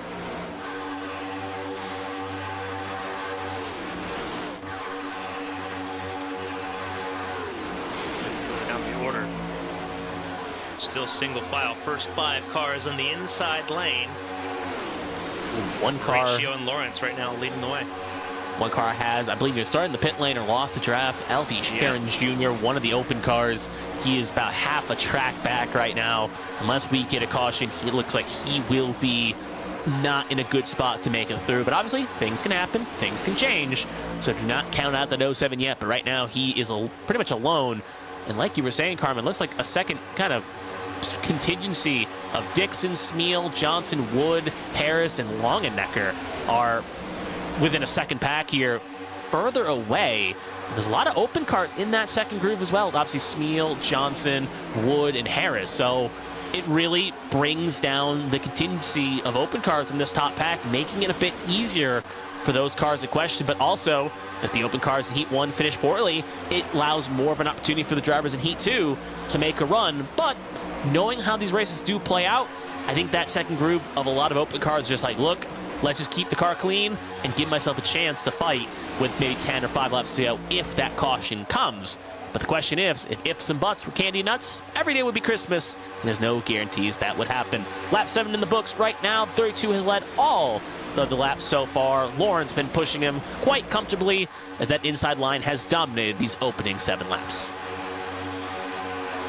And again, 30 laps here in the duel. That means there's a pit stop guaranteed. It's somewhere between lap 18 and lap 21 is what we were looking at earlier. Numbers still look pretty well accurate for them. So we'll stick with that at the moment unless we feel like that needs to change. But everyone knows that there's a pit stop coming. And if a caution were to come out right now, it'd be a really awkward position to be in. Yeah. There would be some saving and some coasting to try to make that number work here. Remember that there are unlimited green, white, checkered attempts as well. And it does also look like drivers do have one fast repair at the troubles if they need it.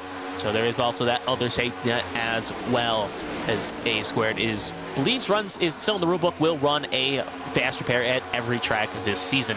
So they'll always have one in their back pocket. But at the very least, they will have them for the plate tracks, as that is usually staple for most leagues. So anyway, low line still dominating. Now the high line has a new leader. It will be the 17, Kevin Feemster, as he is getting some assistance, I believe, from two white and blue machines. 40, Tommy Withers and Seth Wanzing will now be the two cars piloting that high line. And if you're looking for drivers you want on that high line, you can look no worse than Withers and Wanzing in this duel, as they are get-up-and-go drivers that know how to kind of bootstrap a line and dictate them to get them a little bit faster.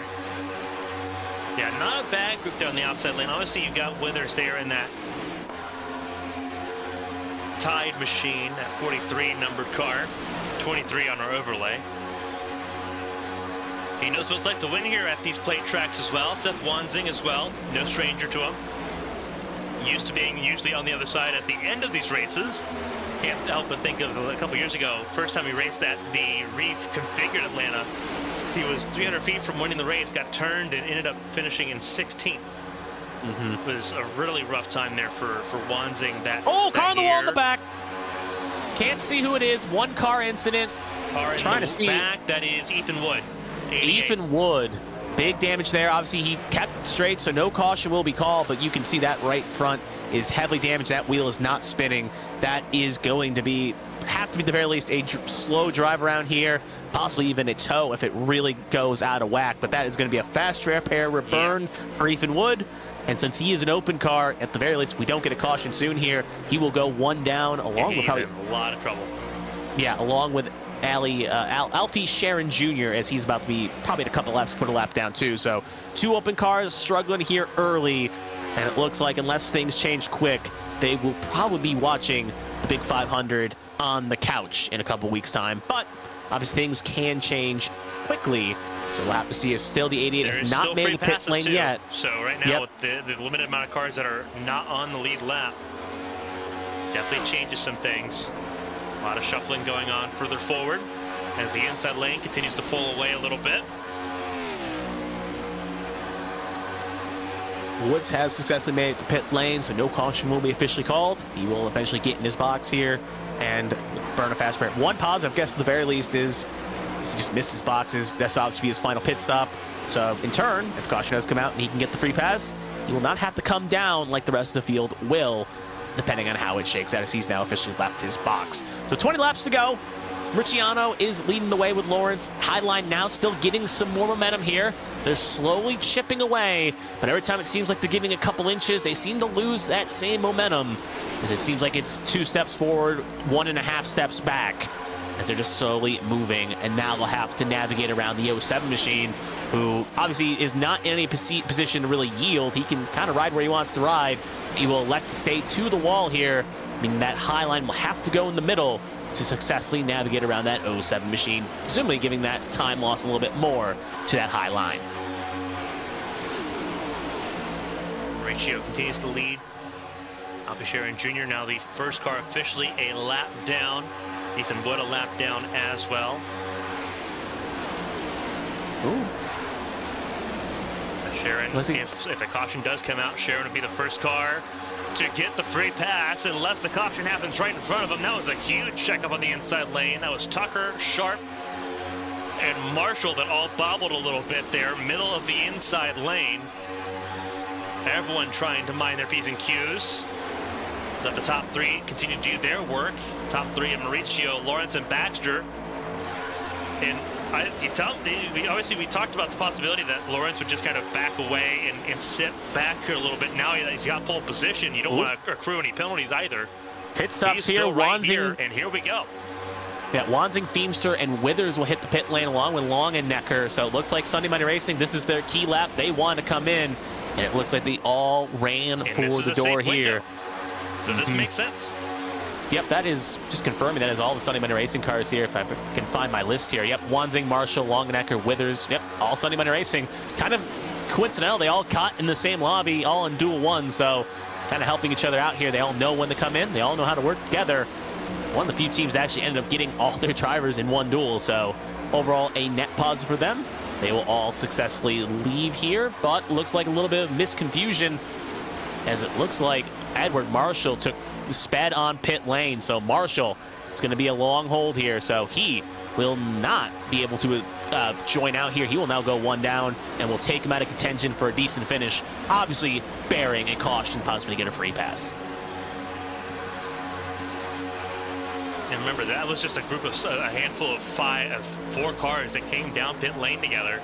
Oh, and Longenecker also took 4 tires as well, so that really got bungled there. Yeah, they really messed things up there with that pit stop. First time making a pit stop there as a team under genuinely serious conditions. Obviously, the clash, we were kind of all over the place with the heats and then the consolation and then the actual main event. So not everyone was on the same page there. Not everyone had a chance to really be on the same page there. Now everyone's trying to dial in, and we're seeing some of the teething issues that they'll have to deal with. Obviously, they'll have a week off next week for the big game, but they'll have to use some of that time, some of these 14 days, to get on the same page and coordinate a little bit better. On the bright side, at the very least, it's better to have the mistakes now in the clash where there's nothing really on the line other than a starting spot rather than the greatest race of them all in 2 weeks' time. So as the 9 will now go one down. The thing is, Sharon is in this pack, so he will have to get kind of lunged up quickly. As you'll see Sharon go right on the high side right there, second car in line. So he will have to get linked up here quickly and get racing if he wants to stay in that free pass contingency. But only 4 cars have elected to pit. Other than that, though, everyone else still going the long way here as we are now officially past halfway this time by. 14 laps to go here. Ricino has been leading every lap so far with Lawrence in tow. The question is, we know the windows possibly run 18 to 22 laps. Makes you wonder, when eventually will they elect to blink here? Magic question that we're not going to have an answer to for another couple laps. Sunday Monday Racing, they chose the earliest opportunity to come down pit lane, and it did not work well for them. But it could also work out poorly for this lead group that will have to break off into different groups to make that pit stop. We've seen some hiccups as the lead pack is fragmented before here at Daytona. So It can go either way. Another pack has lost touch again here, now led by Josh Gaiman in a 61 machine. I believe that is Gaiman. Actually, I don't think Gaiman's even in this heat, but they are led by a pack further back there. So they've lost a little bit of touch. Yeah, it was Gaiman. They have lost touch. Josh Gaiman 61. Yep, lost the touch the pack here. So Gaiman in tow has now lost a little bit of touch here, and they'll have to try to get caught back up here. A couple open cars in that group as well. Again, could be doom and gloom, depending on how it all shakes out. But still, Ricino, Lawrence, Baxter, Millett, themes for your top 5. It's all patiently riding here, playing it smart and playing it safe. And it's considering almost all of them are on the low side here, except for 2 of them. I'm going to guess here in the next lap or 2, we will start hearing. Far away, no. Yeah, I think they'll be calling out pit stops here in the next lap or 2. And looks on the speak of the devil, and it will appear the 49 coming in next time by Connor Morse. So he will elect to come in with the first one to blink. And in turn, I'm currently sitting in P12. Question is, I'm assuming he'll probably take his pack mates with him. Markowski also going to be coming in to 33. The leader will be coming in. So at the very least, Black Acid's probably coming in this time by, along with, 5, 6, 7, 8, 9 cars. I've already heard say it so far. Add 10. So it's going to be crowded. Maybe this is the advantage you can say the Sunday Monday Racing cars has. They came in on an uncrowded pit lane, and it's going to be very, very crowded here. Leaders all pulling off right now. You can see it's legitimately almost everyone. Handful of cars will elect to stay out, and this is where you do not want to speed. Some lockups, 19 locked up. Ross Baxter locked up a bit, but they all got it woed down. All in all, it was the equivalency about 16 cars all hitting the pit lane here in succession. Only Colin McDonough, Matthew Kent, Steve Tucker, and Alyssa Pelletier-Sharp all stayed out here. And the 31 of Millett missed his box. That could put him in a bad spot. Fuel only for most, some taking 4 tires. And it looks like Baxter will be the first one to leave pit lane successfully. So it's Baxter, Lawrence, and Ricino, first 3 out of pit lane. But now we watch this group, and they should be coming in this time by, as Matthew Kent's on the horn, and he is bringing in his teammates, and in turn the rest of this pack here, including Sharon Jr., as they will be the next contingency to pit here. They will head on in. More importantly, as I keep an eye on the backstretch here, looks like the lead will end up going back to Ross Baxter and Machino, as the Sunday Monday Racing contingency will not get lined up. They were not able to make that undercut work as they lost a lot of their foot soldiers, and they will in turn not be in contention here in this front pack of, at the moment, 7 cars, depending on where Matthew Kent's contingency can link up here.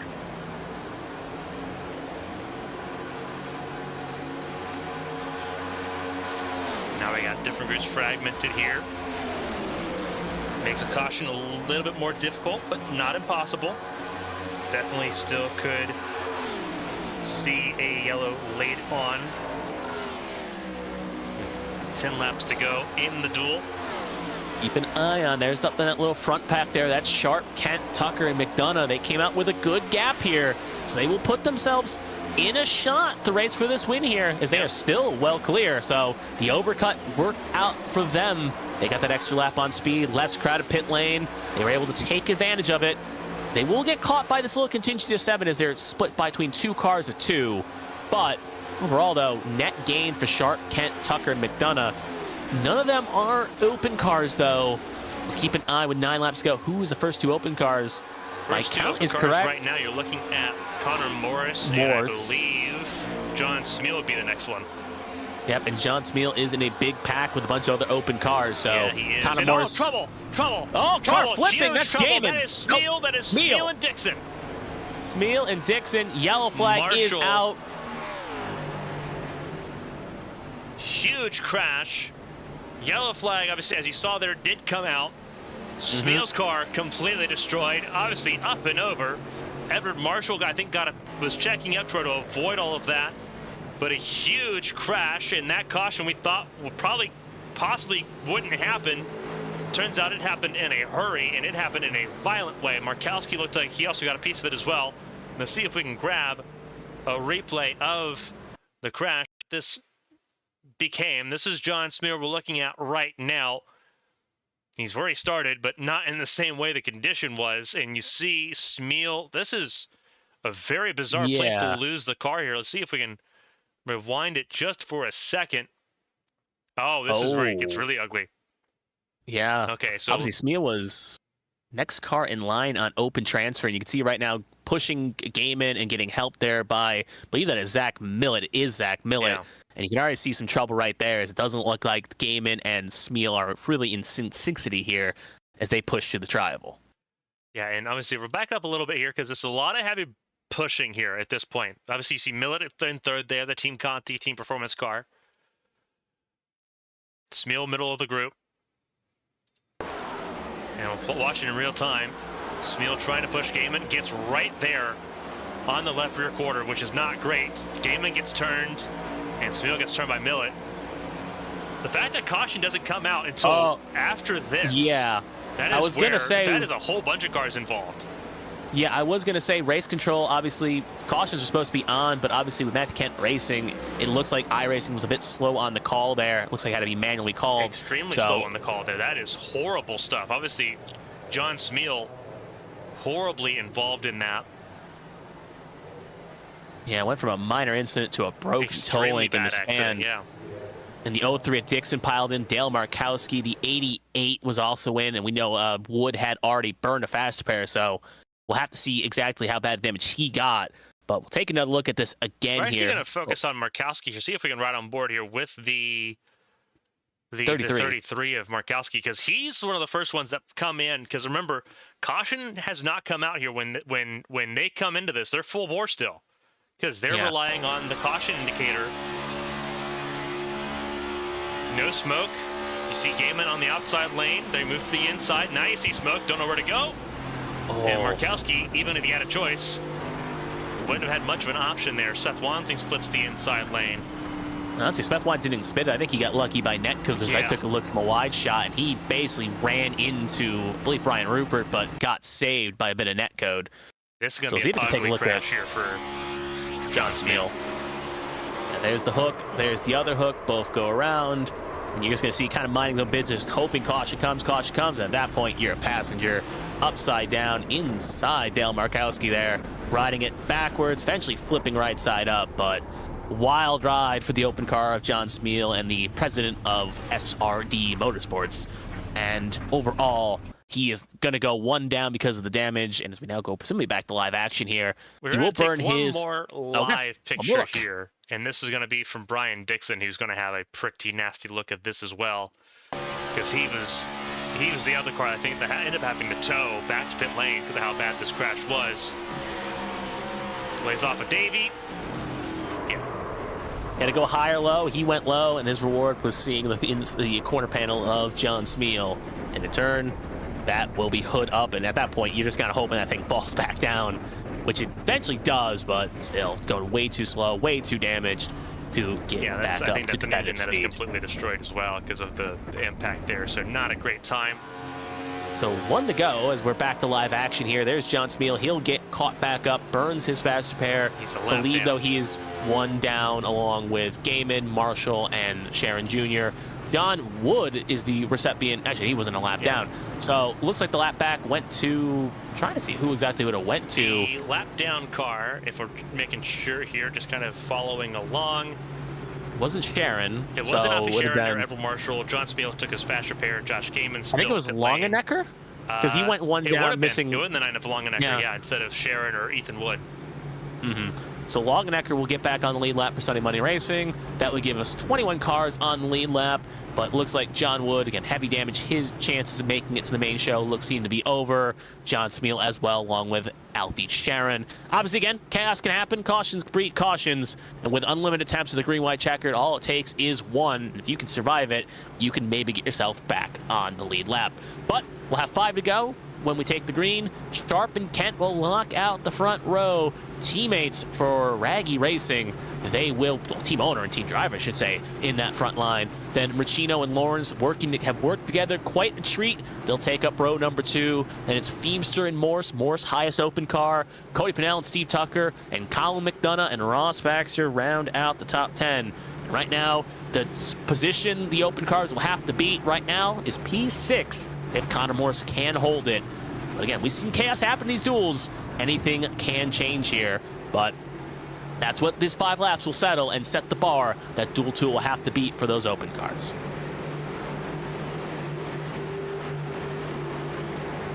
So Sharp and Kent started this race mid-pack.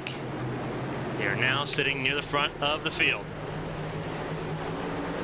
Green flag back in the air, and away we go. Sharp and Kent being teammates, they can work together here to try to get something working here. One go high, one go low. If Kent drops down in front of Pelletier Sharp, that inside lane's been so dominant here. But you also see Riley Mauricio, who's led most of this race, going to stay right on the bumper of that 18 car to stay side by side with the 15 and with the 47. Some big players here. Connor Morris, the first car. Oh, Seth Wanzing spun around there. Seth Wanzing he will go sideways through the grass. Saves it though, he stayed green. But again, he's locked in, but it's a single car, so this will not be a yellow. But the likelihood that we do see a yellow before we get to the white flag is not slim. Still side by side. It is Matthew Kent now leading the way, locking up with his teammate, Pelletier Sharp. Lawrence now leads the outside lane ahead of Connor Morris, who is trying to punch his ticket into the main event. Martinez locked into the show, leaves 2 open spots left in the field. Connor Morris right now trying to hold on to one of them. And then it goes all the way down to Marshall Harris, the 19, in the 11th, trying to get into the top 10. How hard do you want to run? How aggressive do you take it if you're Connor Morris right now, as you see him on that high line, just trying to move forward? High line has not been the dominant line with cars trying to get to the spot. You right now you're the leading car in this group, but that position is changing a little bit. A little further back, Marshall Harris. Inside lane, just got ahead of the 49. The outside lane just going nowhere right now. As they're getting split, as you see on the wide shot, Millet's kind of in the middle line, and you can see Sharon on the high line. They are making 3 lines here, and that is killing the forward momentum of the outside line. And right now, side by side is Harris and Morse, as they are both basically single neck here down the long stretch. At this point, it feels like, again, low line maybe your best friend, but if you're stuck in the low line, you're not going to move. And Morris is in the soccer hole. Look at the 28 make a move here. Going to split Cheeseburger Lawrence along with Baxter. Baxter ping pong get the Lawrence there around. It's the big one as they all get hooked here. Caution should come out. Brian Johnson, a lot of open cars, and yellow flag will drop with 2. We will now have a green-white checker triggered. But overall, though, multiple cars involved there. Got Lawrence, Millett, Withers, McDonough, Wood, Johnson, Longenecker, Baxter, all involved there in some capacity, with a few of them, including, I think, Longenecker, heavy damage on that 9. His day will officially be done. A lot of cars just trying to go to pit lane to avoid all the mess here. It's going to be a very ugly crash here. And again, this is what we're looking at on your screen. They were fanning out, fighting in that middle of the high line here. They were fighting for scraps here, and it was allowing that inside line to pull away. And desperation times call for desperation methods, and you will see it here as we slow it down. Low line, Johnson gets in the corner panel of that National Guard machine, shoots it right into the middle line. At that point, Johnson also swings up. Baxter goes low. And at that point, it's just everyone's just trying to fan out. Edward Marshall gets a little hook. This hit for Longenecker in the 9. Ooh, that's a hard hit for Longenecker. Even in slow motion, it's a hard hit. So many cars. Marshall, Lawrence. You see Withers, the 43 there. The 31 of Millett, again involved here. That's Baxter. That's Longenecker. That's the 72 of Johnson. A lot of cars all over the place here. And that does bail out Seth Wansing, because he was out of it. Yep. So that will at least give him a bunch of... Actually, it's got to be one of the better things, because he probably would have been right where this accident happened. So overall, he will get a net gain here. So we'll take another look at this again. This is in real time, and you just see how quickly things change as they unload out of 4. Oh. And that's just a terrible impact there for the 9. Car completely destroyed. A couple of really nasty accidents here already to kick off the duels. Yeah. See between John Smeal and now Longenecker, who had raced to get back on the lead lap. Got the free pass last caution. I believe, making sure here, I believe he was trying to get back to pit lane, but I don't believe that was the case. That car not going anywhere. Yeah. Nope. That thing was basically dead to rights. And you see, this is where it all started. This was McDonough and Johnson is how this all really kicked off. And it looks like I'm wondering, it's just hard racing at the time, but McDonough looked like he tried to go to the middle. It looks Johnson tried to... Baxter's trying to go to the middle to get behind Cody Pennell. McDonough's trying to shoot the same gap. They both touch right there. That sends Baxter up the line, and then McDonough kind of comes low, but at that point, Johnson's kind of there. The door because he thinks that McDonough's going up there to stay. And at that point, just a little miscommunication. At that point, comes a track blocker. McDonough almost went up and over. Almost had a little bit of a blow over there. They saw obviously the roof flaps deployed to keep the car on the ground. But that was almost a really nasty crash for McDonough. Weather's got a little bit of air time. Time changes. Connor Morris, obviously, we're talking about him being in the provisional transfer spot now, damaged in that incident. So go from a have to a have not quite quickly in that moment. Speaking of the 49, there he is. So to kind of reset it, we will now have our first attempt at a green-white checker here, first of an official campaign, as technically we did have one in the clash, but this is now technically an official race, so technically the first one, official one of the new year. We'll go over the rules again, and we'll probably bring up multiple times throughout the year for new viewers, but there are unlimited attempts at the green-white checkered attempts. The drivers will see the green flag when we get going here again. They will race back to the white. If a caution were to come out before the white flag is seen, we will re-rack them and do it again.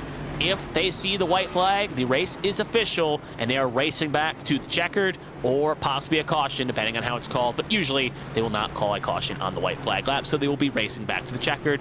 And lastly, unlimited attempts, as many as these drivers do need. I think the record last year was 3, so they are very good at not abusing those attempts, unlike other series as we've seen on these channels. So anyway, Matthew Kent and Louis Pelletier Sharp will lock up the front row again. So Raggy Racing keeping that front row locked. Then it's Murchino and Kevin Feemster in row 2, Tucker and Hawk row 3, Pinnell and Marshall Harris row 4, Stefan Oberstadt and Matt Vordon in the 5th row there. 2 open cars to keep an eye on, Stefan Oberstadt and Marshall Harris. Marshall Harris both in the same row. Actually, Harris is in the 4th row. Oberstadt is in the 5th row. They are both open cars. They are both fighting for their chance to make the 500. And the thing worth noting, even if they both, let's say, finish 8th and 9th, they're not guaranteed a spot. If in Heat 2, 2 open cars go out there and finish 5th and 4th, they both go home, and whoever finishes the highest presumably would be the first alternate if a spot opens up. So overall, they have to keep moving forward. They cannot rest on the rolls like previous years where if you were the fastest open car, you'd be in. You have to make sure you get as high as you can to ensure yourself the best chance to make it into the show. Yeah, this is where chaos typically does begin to reign supreme. A lot of drivers able to be desperate in this point in time.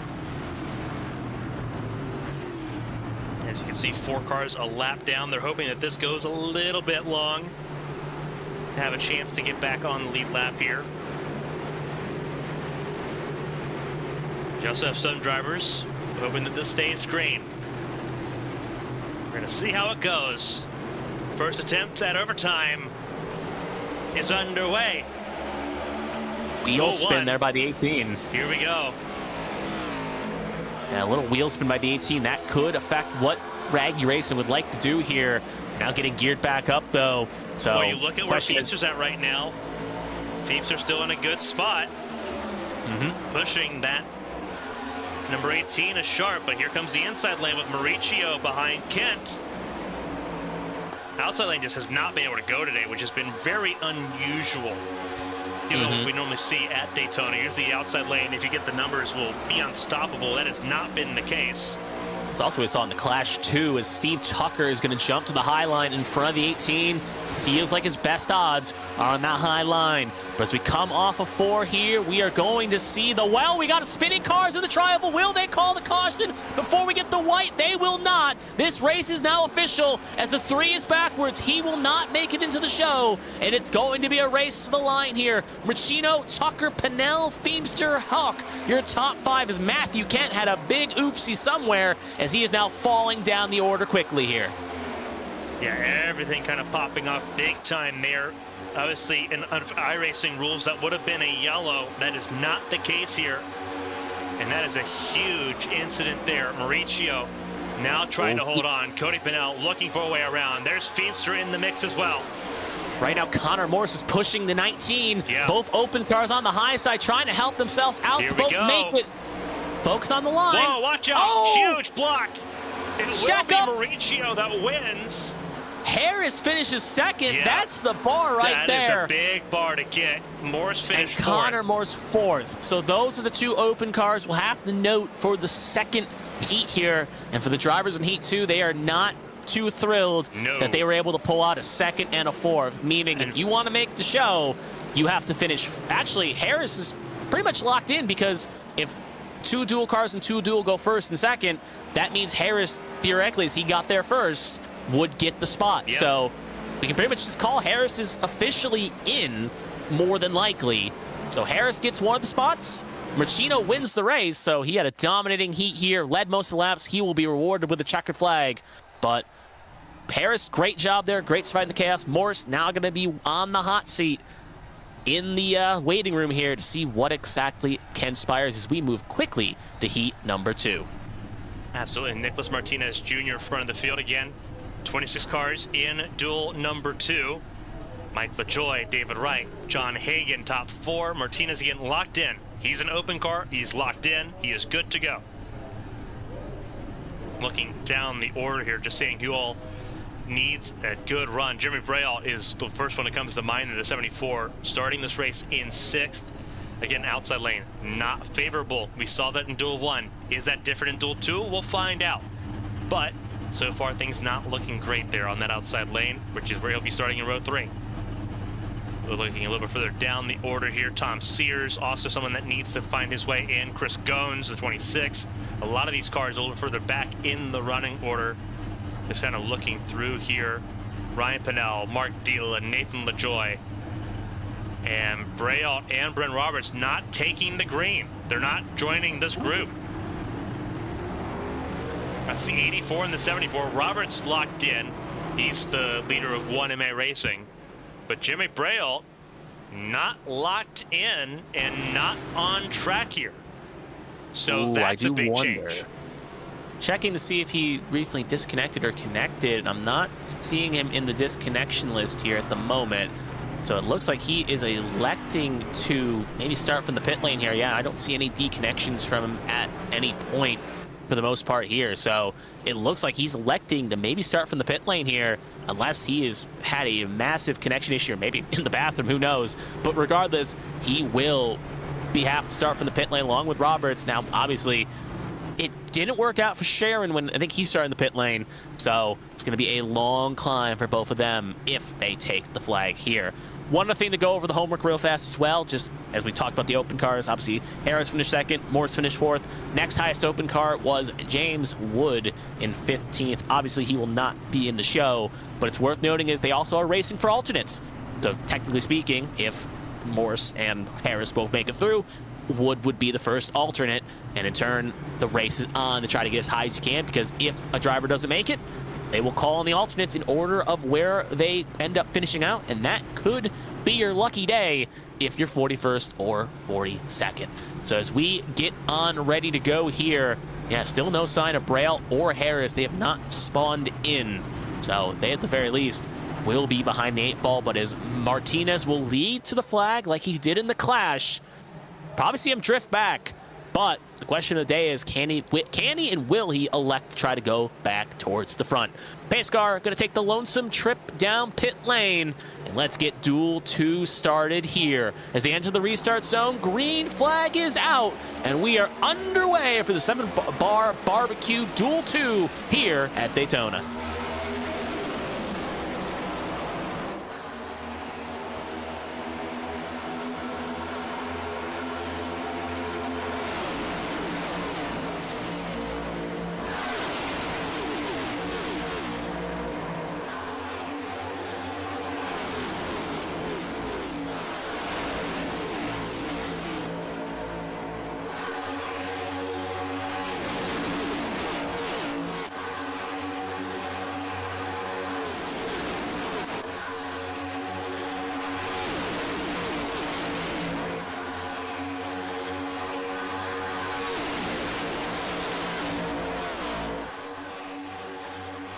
As we see him come across the line now, lap number 1 in the books for the Better Place Waste Management duel, and it's a similar sight that we saw in Duel 1, as inside line seems to be the dominant lane. High line really not going anywhere, as it just they fell like a rock.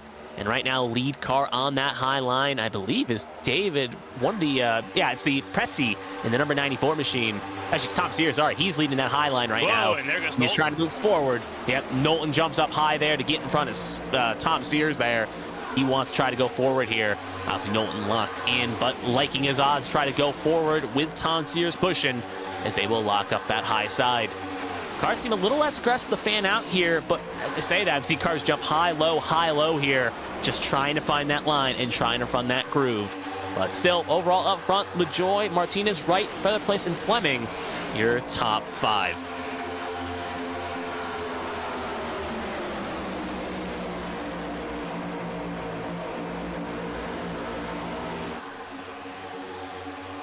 Thing is, as I look here, obviously see a lot of cars kind of not really aggressively staying close here. As you can see in that wide shot, Elfridge George, Ryan Pennell, the 26 machine of Chris Gones, they're kind of dropping back here into a second pack. Obviously, that worked well last session for Matthew Kent and a few others. They got a decent run to the line there by not being in the main pack, but overall, they're going to play the conservative game here. A lot of open cars will be in pack number 2 as we still focus on pack 1 here. As you can see, Knowlton just trying to move forward with Sears in tow on that high line. And you can see it's only 4 cars deep, which is obviously you can hit, there's a certain sweet spot you can get away with here, where if a certain amount of cars that can still be effectively moving forward. 4 is kind of pushing the limit here, but right now Sears actually looks like trying to split Knowlton, and it looks like no one's going to go with Tom Sears here. They're going to send the veteran to the back, and that's going to put Knowlton and in turn, teammates linking back up. Yep, Knowlton and Hagen, 2 and 1 will go on the high side, but yeah, it is just decongestified on that high side. This looks like they'll all tow back in. They'll have to get regrouped back up later. Second group lower for the back. Panel, Yakavazi, Dila, Mongold, all in this secondary pack here. Just kind of keeping an eye on how things play out here.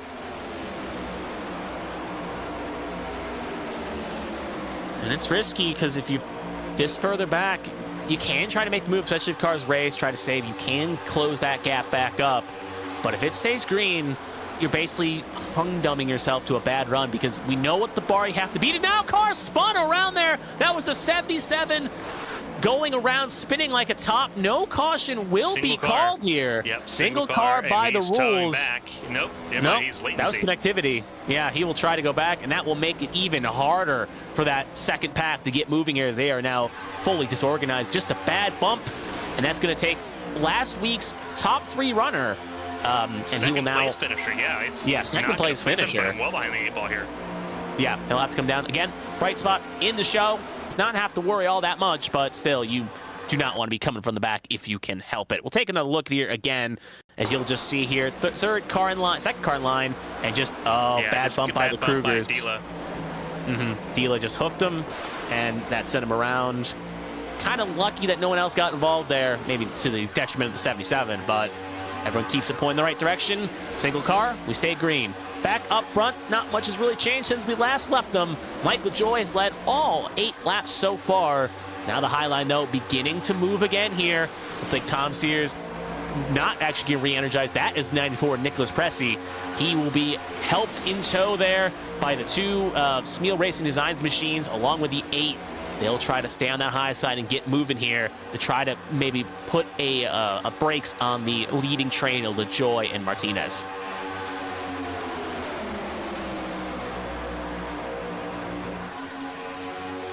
You can see Pressey showing some of that veteran knowledge, kind of aggressively side drafting in the corners, trying to help pull the 28 back a little bit.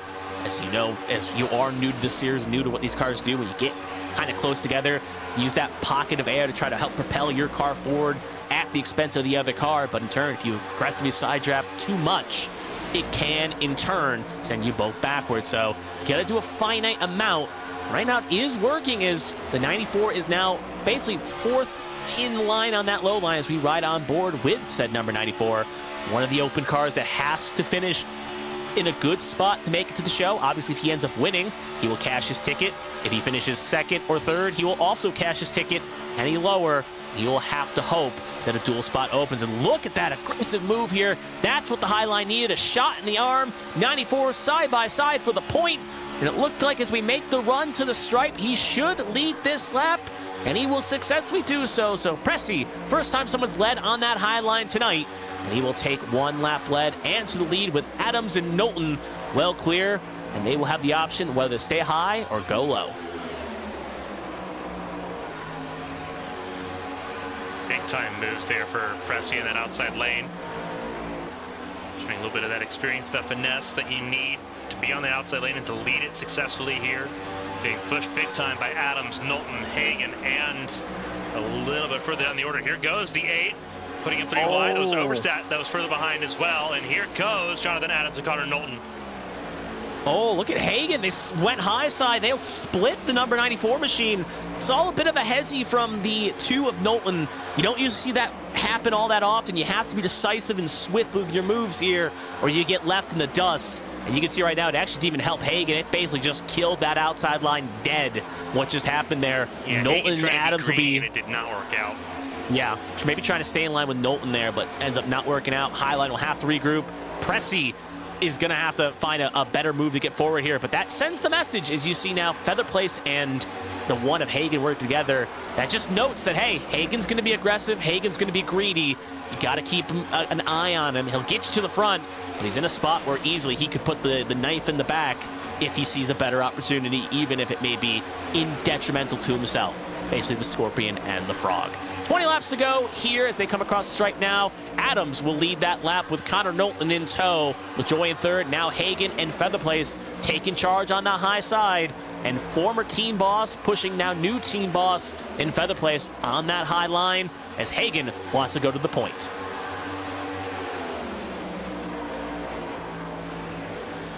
That's exactly where he's going to go here.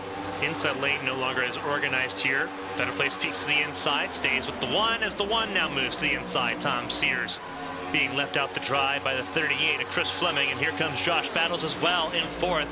Adams top five. Knowlton and Sears trading spots as Sears falls backwards.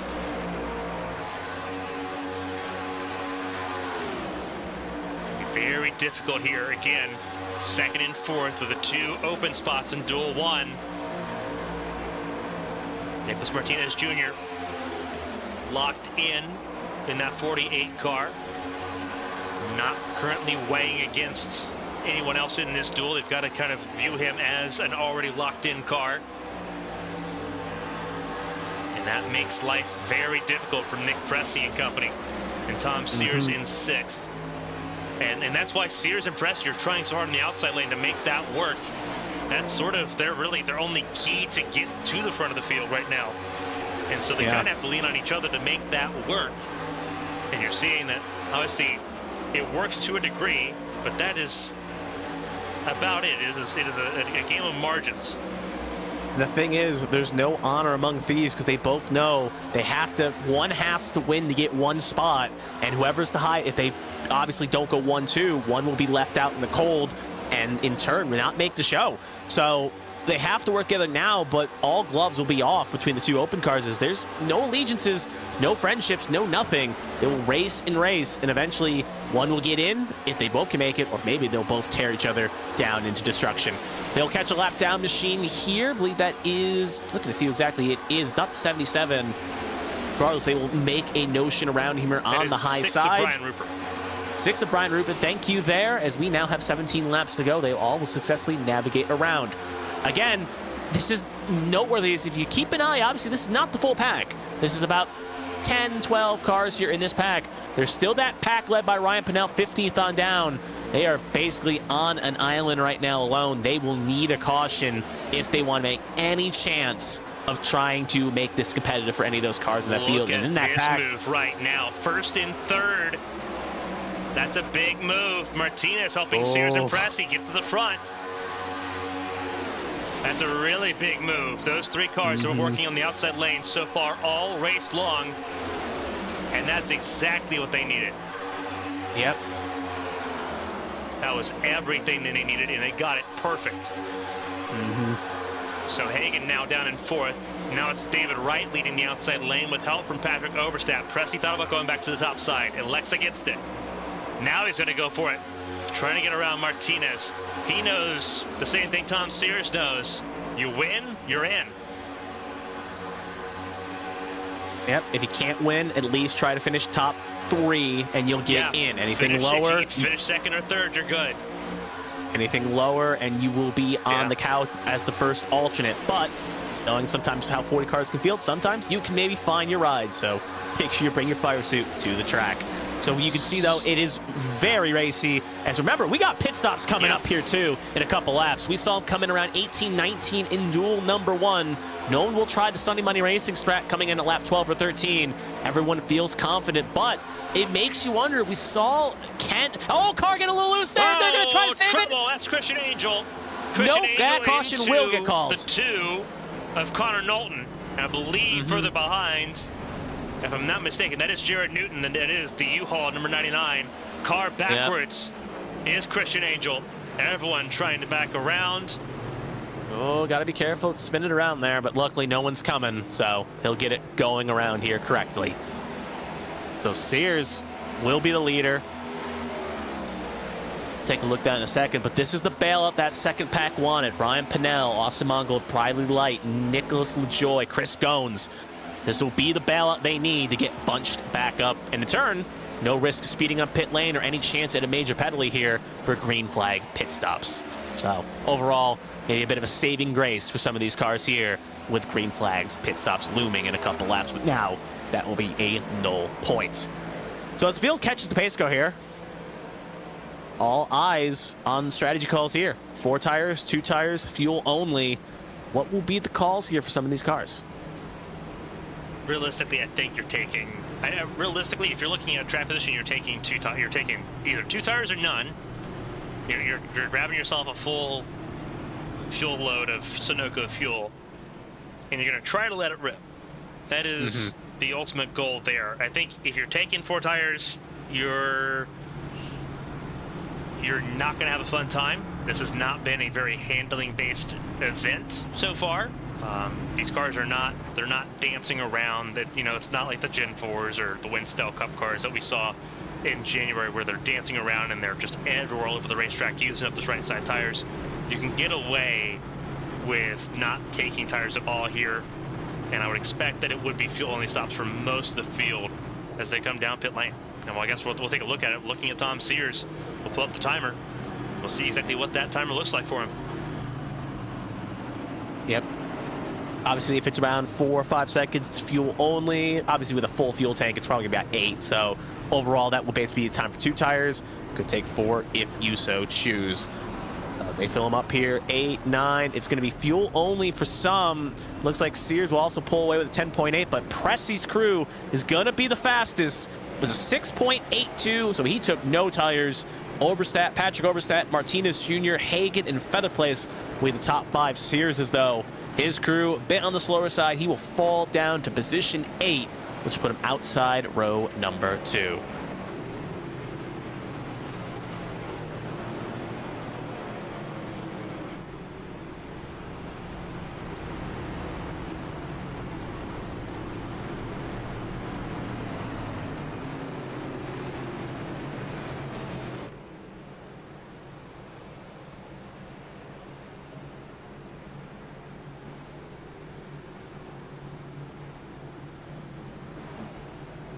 So this, I mean, it's interesting because now we basically kind of overall re-bunched up this field, kind of set the tone here. Gave some drivers new life rafts, other drivers less, like, giving them a chance, or giving some drivers more of a disadvantage. Some are back in the weeds, some have more space.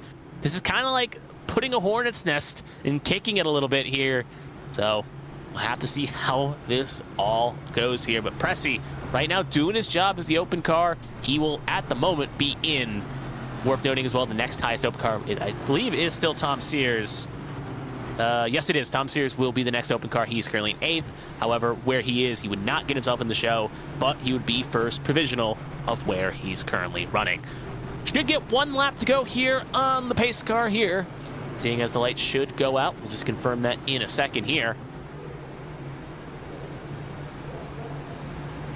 And we will officially get lights out on the pace car here. So as the field gets punched up, it's going to be Pressy and Oberstadt row 1, Hagen and Martinez row 2, Wright, Featherplace row 3, Sears, Fleming row 4, Battles, LaJoy, Mike LaJoy row 5, as obviously there's 2 LaJoys in this field.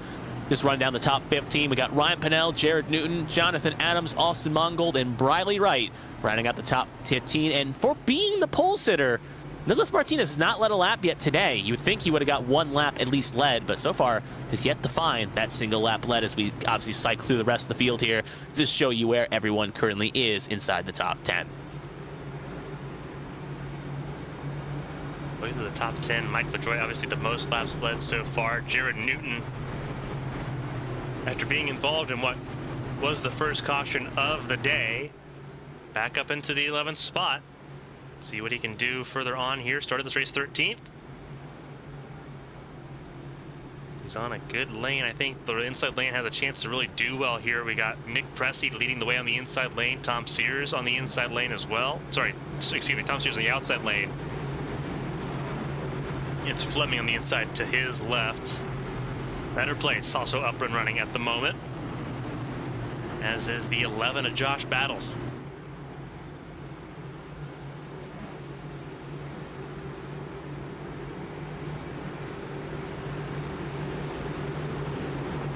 Sears and Pressey, the two top cars right now that are not locked in. Pressey, a win would guarantee him the trip in the Drip Diecast 500 in 2 weeks. If he's top three, if any one of them finish top three, they're in. So that's the goal. Pressey will lead the field to green alongside Patrick Oberstadt, with assistance still from Nicholas Martinez while Hagan sits in for it.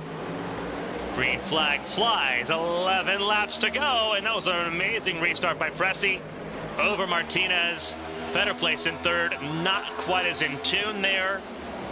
But Pressey, not alone, will have the ability to choose lanes, as the outside lane also struggles to get up to speed here. The inside lane will have a 3-car advantage out of 2. Yep, going out and making it work here. Oh, I'm hearing some radio chat there. Oh, car spun in the back. Trouble. There. That's there you right. Go. That's Further down in the Pinnell. order. 97. And that's going to be another yellow. And looks like Pinnell not too thrilled with Mongold, so we'll have to see what exactly happened between the two of them. But overall, that will be the caution here. We bunch them up, and like I was saying, sometimes you kick a hornet's nest, and that may be the hornet's nest that just got kicked a little bit there. This driver's getting a little bit antsy. So you can see right there, the end of the incident, Briley Wright was the one that got the hook. So we'll go high in the eye. And see what's going on with this. Again, we're looking at Mongold. Oh, that's why. So we'll play this in slow motion here. Again, you're looking at Ryan Pinnell in the 12, Austin Mongold in the 4, and trying to figure out why Pinnell would not be so thrilled with Mongold. I think we're going to find out why. Pinnell behind Mike LaJoy, the 29. Briley Wright in the 51. Ryan Pinnell. Yeah, that's Austin Mongold trying to shoot the gap. Bounces off Briley right there. In front of Nathan LaJoy. Knowlton, 25 of Michelle gets tagged. Knowlton gets tagged twice. Believe that's the 6. It is the 6 of Brian Rupert. That's the 77 of Yakovazi. Yakovazi, who was a lap down, was going to get the free pass until this. Yeah. So that hurts. That's a kick in the teeth, especially after how early on he hit the wall and then had to try to dig it back out. And just not a great place to be. Austin Mongold trying to shoot the gap, trying to be aggressive, and just not paying off. You can watch it in real time as he tries to shoot that gap down the back straightaway. And in the aftermath.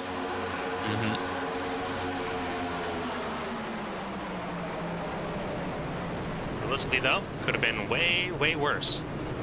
You can say that again. Let me just knock on wood before we see a 17-car pileup here. So anyway, we're going to have 9 laps to go at the moment. We should get the green here as the field gets bunched up. We should have 8 next time by, 7 when we take the green flag. And it will still be Pressey leading the way with Martinez, Feather Place, Fleming, and Oberstadt, your top 5, as you can see Patrick Oberstadt there. Obviously, Pressey, open car. If he wins, he will lock himself in. He will take the other open spot, and that will leave Connor Morris out in the cold. So if you're a Connor Morris fan, you're hoping Pressey and none of the other open cars can finish higher than 4th. If you are a Marshall Harris fan, you are basically happy as you can be, as he's pretty much, again, locked in, as we have seemed to assume that, obviously, since if you set the time first, you get the advantage, and since Harris, obviously, 2 car open cars can't jump Harris, as Martinez obviously has 1 spot for locking himself in the front row, and obviously Harris taking 2nd, he cannot be officially bumped out. So seems to be 1 spot to play for left, and that is currently in the hands of that number 94 machine, rocking it old school with the number placement of said number 94.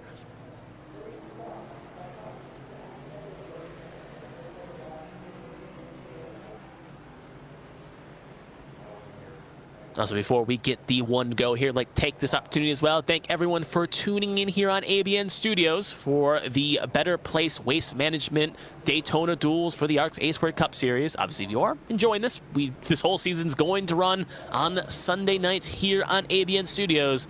Make sure to come on back and see this whole season play on out, as now we officially have the one to go here.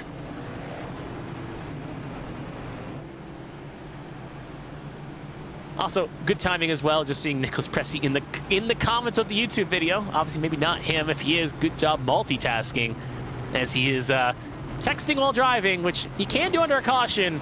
Let's hope he does not elect to do that, though, when the flag turns green. So as they get bunched up, it's going to be Pressey and Martinez, row number 1. Fleming, Feather Place, row 2. Hagen, Patrick Oberstadt, row 3.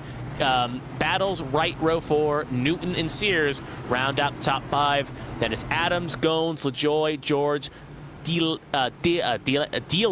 in 15th there, with Austin Mongol flanking him on the high side. And we will have well over 23 cars on the lead lap. Vincenzo Ivazzi is the only car one down, as he was going to get the free pass there before involved in the incident. And Braille and Roberts did not take the flag, meaning Braille's chances of going for a three-peat have been officially dashed, and we will have a new winner of the 500 in 2 weeks' time.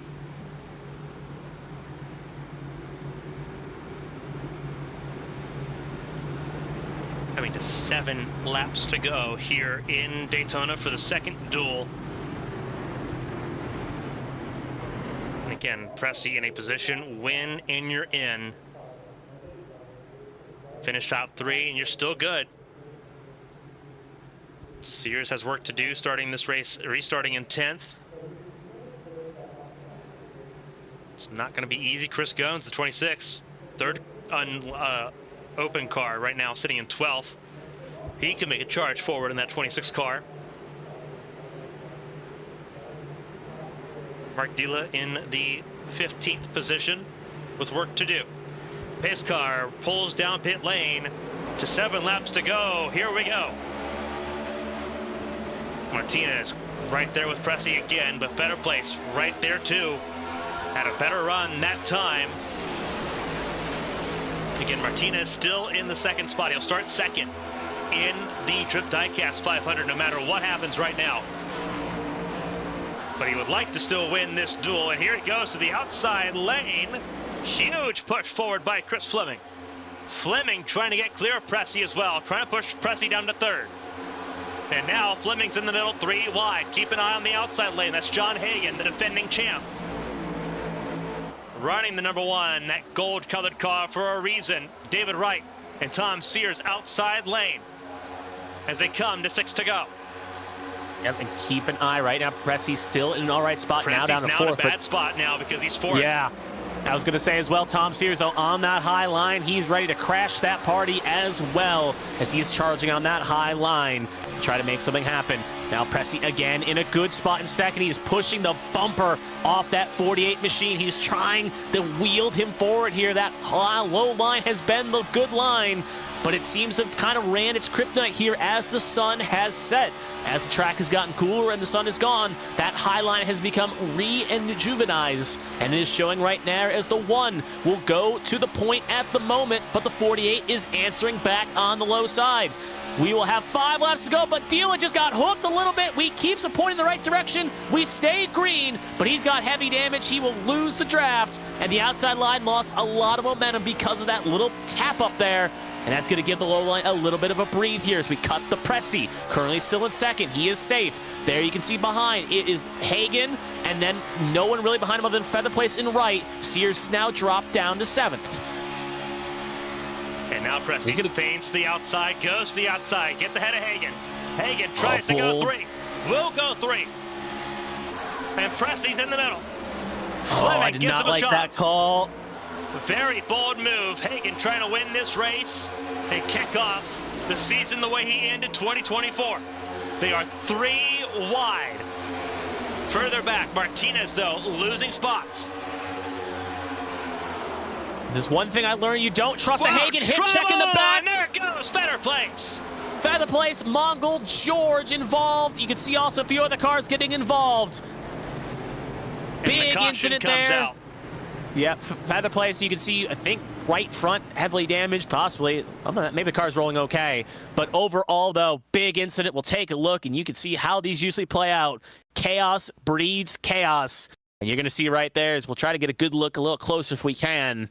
And it's just going to be a ping-pong effect. So there's Alfred's George in the Jimmy John's machine. This is starting a little bit further forward. I think this starts with Knowlton checking up Martinez. Yep. Trying to clear himself. Oh, 100% clears himself. Was trying to fall in. That caused the checkup. Yeah, it causes a huge checkup there. Feather Place gets into George. Martinez sends George back in the and the Mongol there, who gets a little bit of karma from the last caution.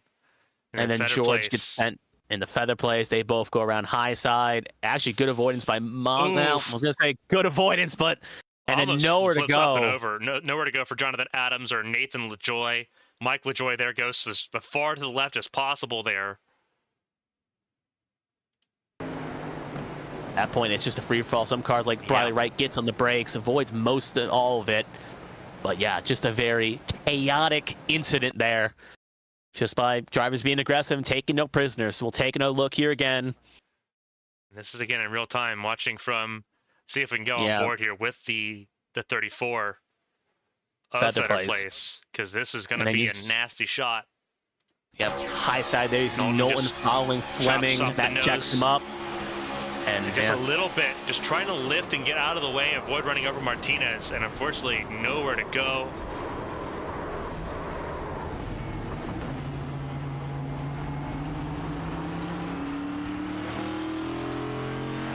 George is pointing back in the right direction. See the battle scars in the 34 as they get ready to come down pit lane. John Hagan leads over Pressey, Fleming, David Wright, and Connor Knowlton right now. Yeah, one thing at the very least right now, again, Pressey kind of learned the same lesson. I think it was Sears that learned the lesson previously. You don't trust Hagan on that high side.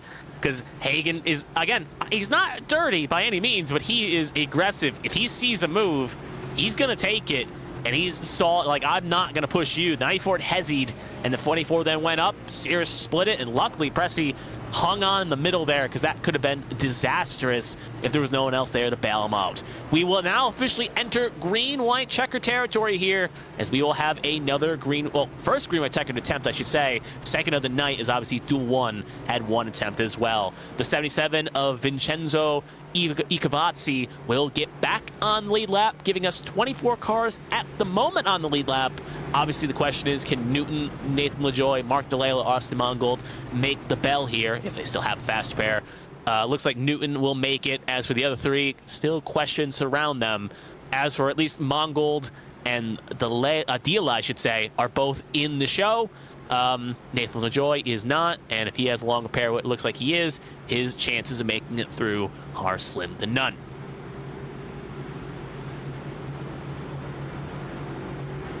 We'll take this opportunity again to recycle here. Obviously, Hagan taking the lead here.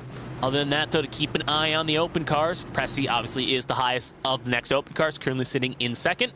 The next highest on the list is going to be Tom Sears, again, currently in sixth, but keep an eye on that 26 of Chris Goins. He is also an open car as well, currently sitting in seventh. He could crash this party. We saw it in Heat 1 with Nathan Harris. He was riding around kind of the back to the mid-pack all night, and when the chaos broke around him, he was able to part the seas, get up towards the front, and end up finishing second, pretty much mathematically clinching himself the spot. So at the end of the day, it doesn't matter if you ran most of this race up front or ran in the back. It's where you are when that checkered flag is in the race marshal's hands. Should have one to go this time by, and the lights are now officially out on the pace car. So we are going to start green-white checkered attempt number 1 with Pressey and Hagan in row 1, Fleming and Wright in row 2, Knowlton and Sears in row 3, Oberstadt and Goins in row 4, Battles and Martinez Jr. in row 5. And right now, at least hearing on radio comms, Pressey trying to make some wheeling and dealing here, trying to motivate or help the 38 or even the 42 because that's lined up behind him just trying to get some extra assistance here and get that push to give himself a chance. And with 2 open cars on that outside line, and Chris Gones, actually, I think he's also lined up on the outside line. All 3 open cars are on that outside line, so if the line does not get going like we kind of seen previously a little bit, this could spell disaster for the cars on the outside line. But as we've seen recently, that outside line has been able to kind of keep going on late restarts.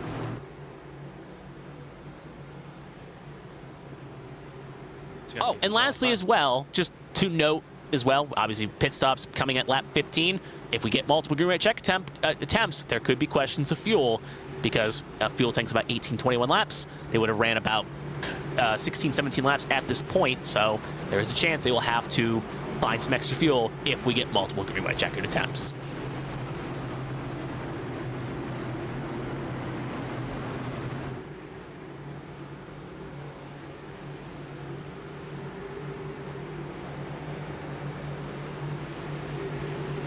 It's going to be a pressure cooker here for a restart. A lot more on the line in this duel than I think a lot of people were expecting with how good Duel 1 went. Again, Marshall Harris effectively locked in at this point with his P2 finish in Duel number 1.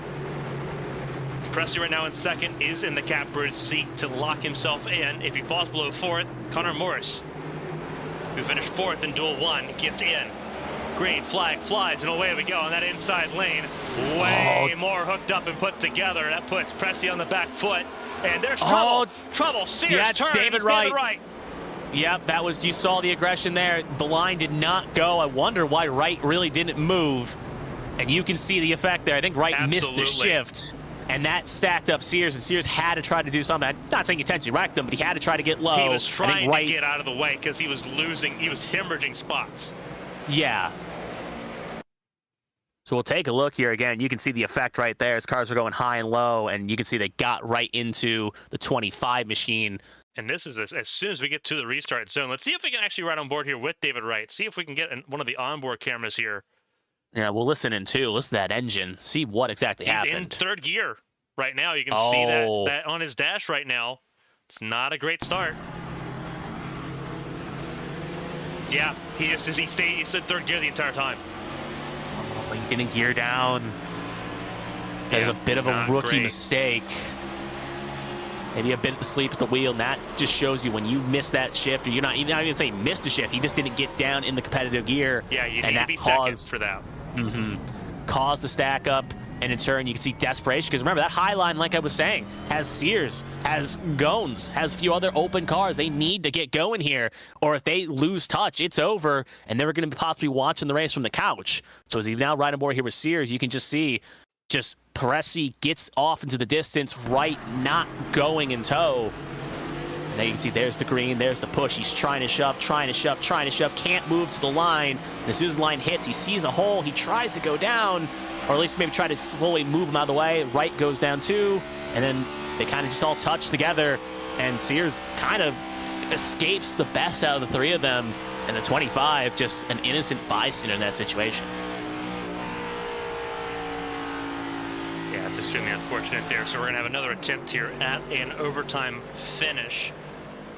And again, for Nick Presti, now he's got to be a pusher for, more than likely, it's going to be Chris Fleming that he's going to have to push here, because it's going to be Hagan and Knowlton on the inside lane, teammates there for SRD Motorsports. So he's got to be right there on top of Chris Fleming to get this going. Chris Gones, the 26 car, now the 2nd open car in the line, 5th as it sits right now. Should be, again, noteworthy as well. The next highest, obviously we know Morris is obviously the car they have to beat, but it's worth noting as well, the first highest provisional is at the moment, like I said, it was Ethan Wood, who currently finished, I believe, 15th. So yeah, Ethan Wood is the next highest open car, so in Heat 1. So it does, with provisionals, there is that point the race as well. You don't want to end up backwards on the last lap, because even if you miss the show, let's say you finish 7th, 8th, and you possibly fall out, if 2 cars can't make it in 2 weeks' time to the 500, whether they maybe go to the real Daytona 500, whether something happens, a commitment, connectivity issues, can't get the computer on, who knows? That opens the door to drivers being able to punch their ticket in. So if you end up wrong way around, like we saw Stefan Oberstadt on the white flag of Heat 1, you're basically you're going to have to hope at least 12, 15 drivers don't make it. But if you're at least 7th or 8th, it gives you the chance that if maybe 1 or 2 drivers just can't make it, you'll get a seat at the table and have a chance to make that dream happen. We obviously even seen it in real life, at least in the Kentucky Derby side, where we saw a scratched horse get the call on Friday and goes on to win said Kentucky Derby. So it can happen. Stranger things have happened, at least in a form of racing. But obviously we'll cross that bridge when we get there. And some cars electing to save fuel up at the front, seeing Knowles on that apron along with Hagan. Are there possible fuel concerns as well for some of these cars?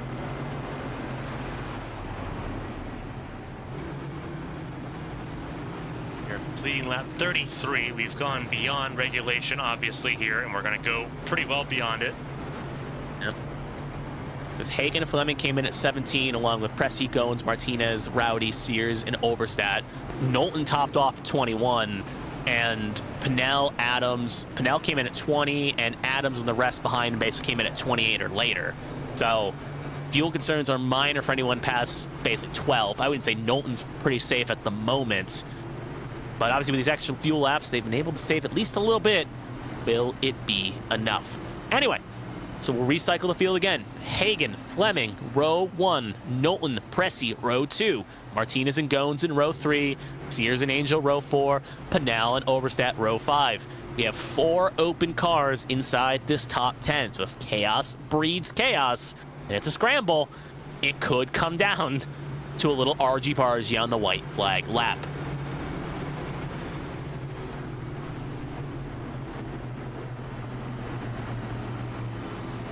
Lights out on the pace car. So again, we're looking at the potential unlimited green, white, checkered attempts, which is a big ordeal.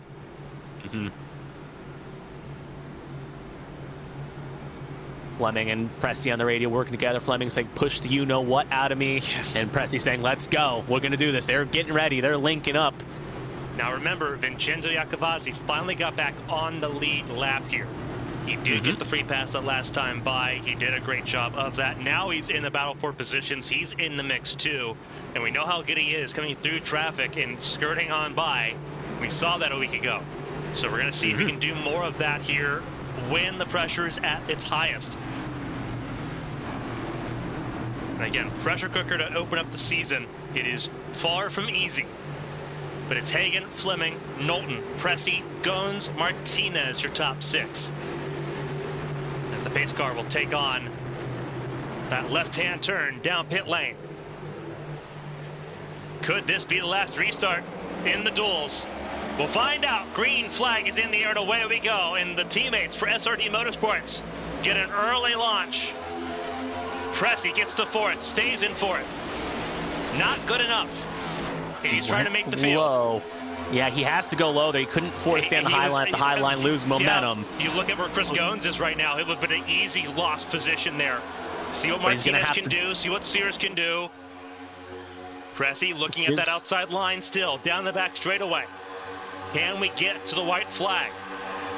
As soon as that high line gets momentum, Presti's going to have to jump, or he'll probably go with Fleming as soon as they make the move. Here. Teammates are going to work together and make it very, very difficult.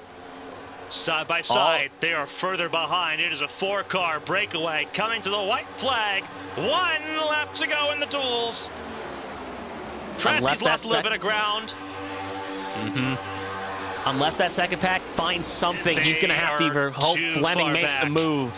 Yeah, he's going to have to hope Fleming tries something, and he can try to sneak around here. If Fleming stays in line, his day is done. He's going to get a little tow here. Here comes Martinez. They're going to have at least a chance. They're going to have something. He's going to have some help. He's going to have to ride the bull, though. He's going to go high. Martinez is going to... And they're going to split him. And this is going to doom both of them trying to transfer through because they're outside the top 5. Teammates 1, 2. In cars 1 and 2. Big race with the... Knowlton's out. Knowlton's out of fuel. Knowlton's out of fuel. They're splitting. Sears on the wall. Presti wins. Goins gets the spot. I believe he will. He'll get 6th. Sears will get 7th. It will not be enough for either, as they both will miss the show. And I was talking about fuel concerns, and it bit it in the rear right there. Yeah. Nolan runs out. Neither will make it, and that move ends up costing them both. And in turn, it will be Connor Morse who will get the final spot in heat number 1. He'll get the spot, and he will be number 43. That also means, though, at the very least, Chris Goins will be first provisional, Tom Sears will be second, and Nicholas Pressey will be third. So at the very least, they will be the next 3 on provisionals if need be. But the final 3 spots, obviously Martinez will get it via of the qualifying on it. And the first 2 runners, Marshall Harris and Connor Morris, will get the last 2 spots and will make it into the Drip Diecast 500 in 2 weeks' time. That was absolutely wild. Mm-hmm. Absolutely insane to see how that all played out. I'm obviously Knowlton running out of fuel, obviously not ideal. He thought he had enough and almost did, but honestly, unfortunately not enough. It raises a good question because obviously Pressey, with hindsight being 2020, he had to make a move there. He had to make a move, and he got split and he got locked out. It doesn't even look like he ran out of fuel. It looks like Michelle on the radio was saying he blown the engine possibly. So it didn't look like he ran out. Looking like here is that he could have blown the engine. That's very possible. Because he was pushing basically on the back of Hagen for about 2 laps there, and if he was locked out with no air, just going straight, it could have caused the engine just to go poof and explode. But yeah, hindsight being 2020, you never know in these situations. And yeah, if Pressey stays behind him, Fleming, he makes it in. But obviously, you never know. So he had to make the move. He got split, and he ends up being the big loser out of those 3. And in turn, we'll now have to hope some drivers do not end up showing up to the Drip Diecast 500 next 2 weeks from now.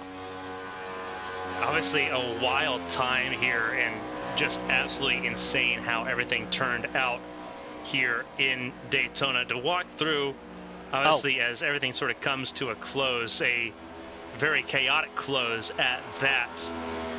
Real fast. Just making sure. Yeah, real fast while you check that, I do want to confirm, yeah, Knowlton did blow his engine, was going back on replay. The engine did let go. So his engine blew out of 4, and that's what caused him to drop spots quick. And just confirming that it is Marshall Harris and Connor Morris that did get in with Nicholas Martinez Jr. So they are locked in here.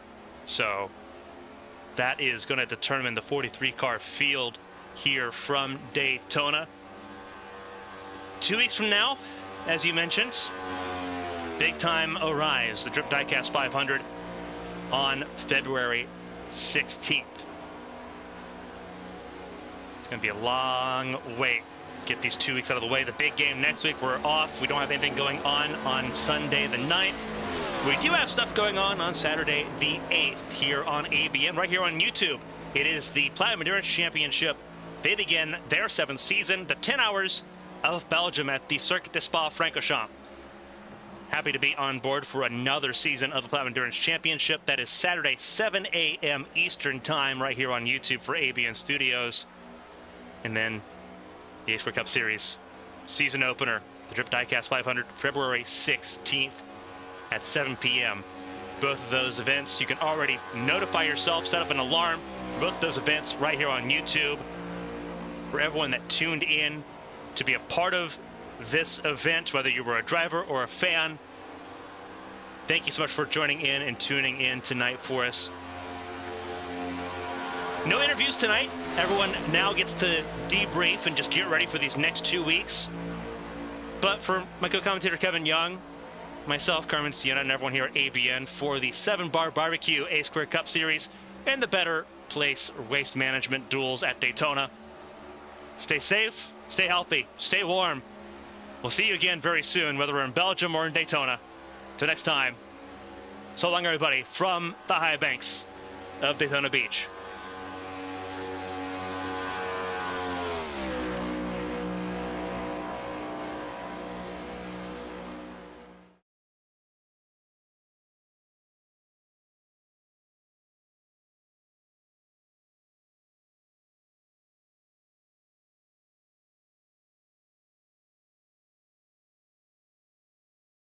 Thank you.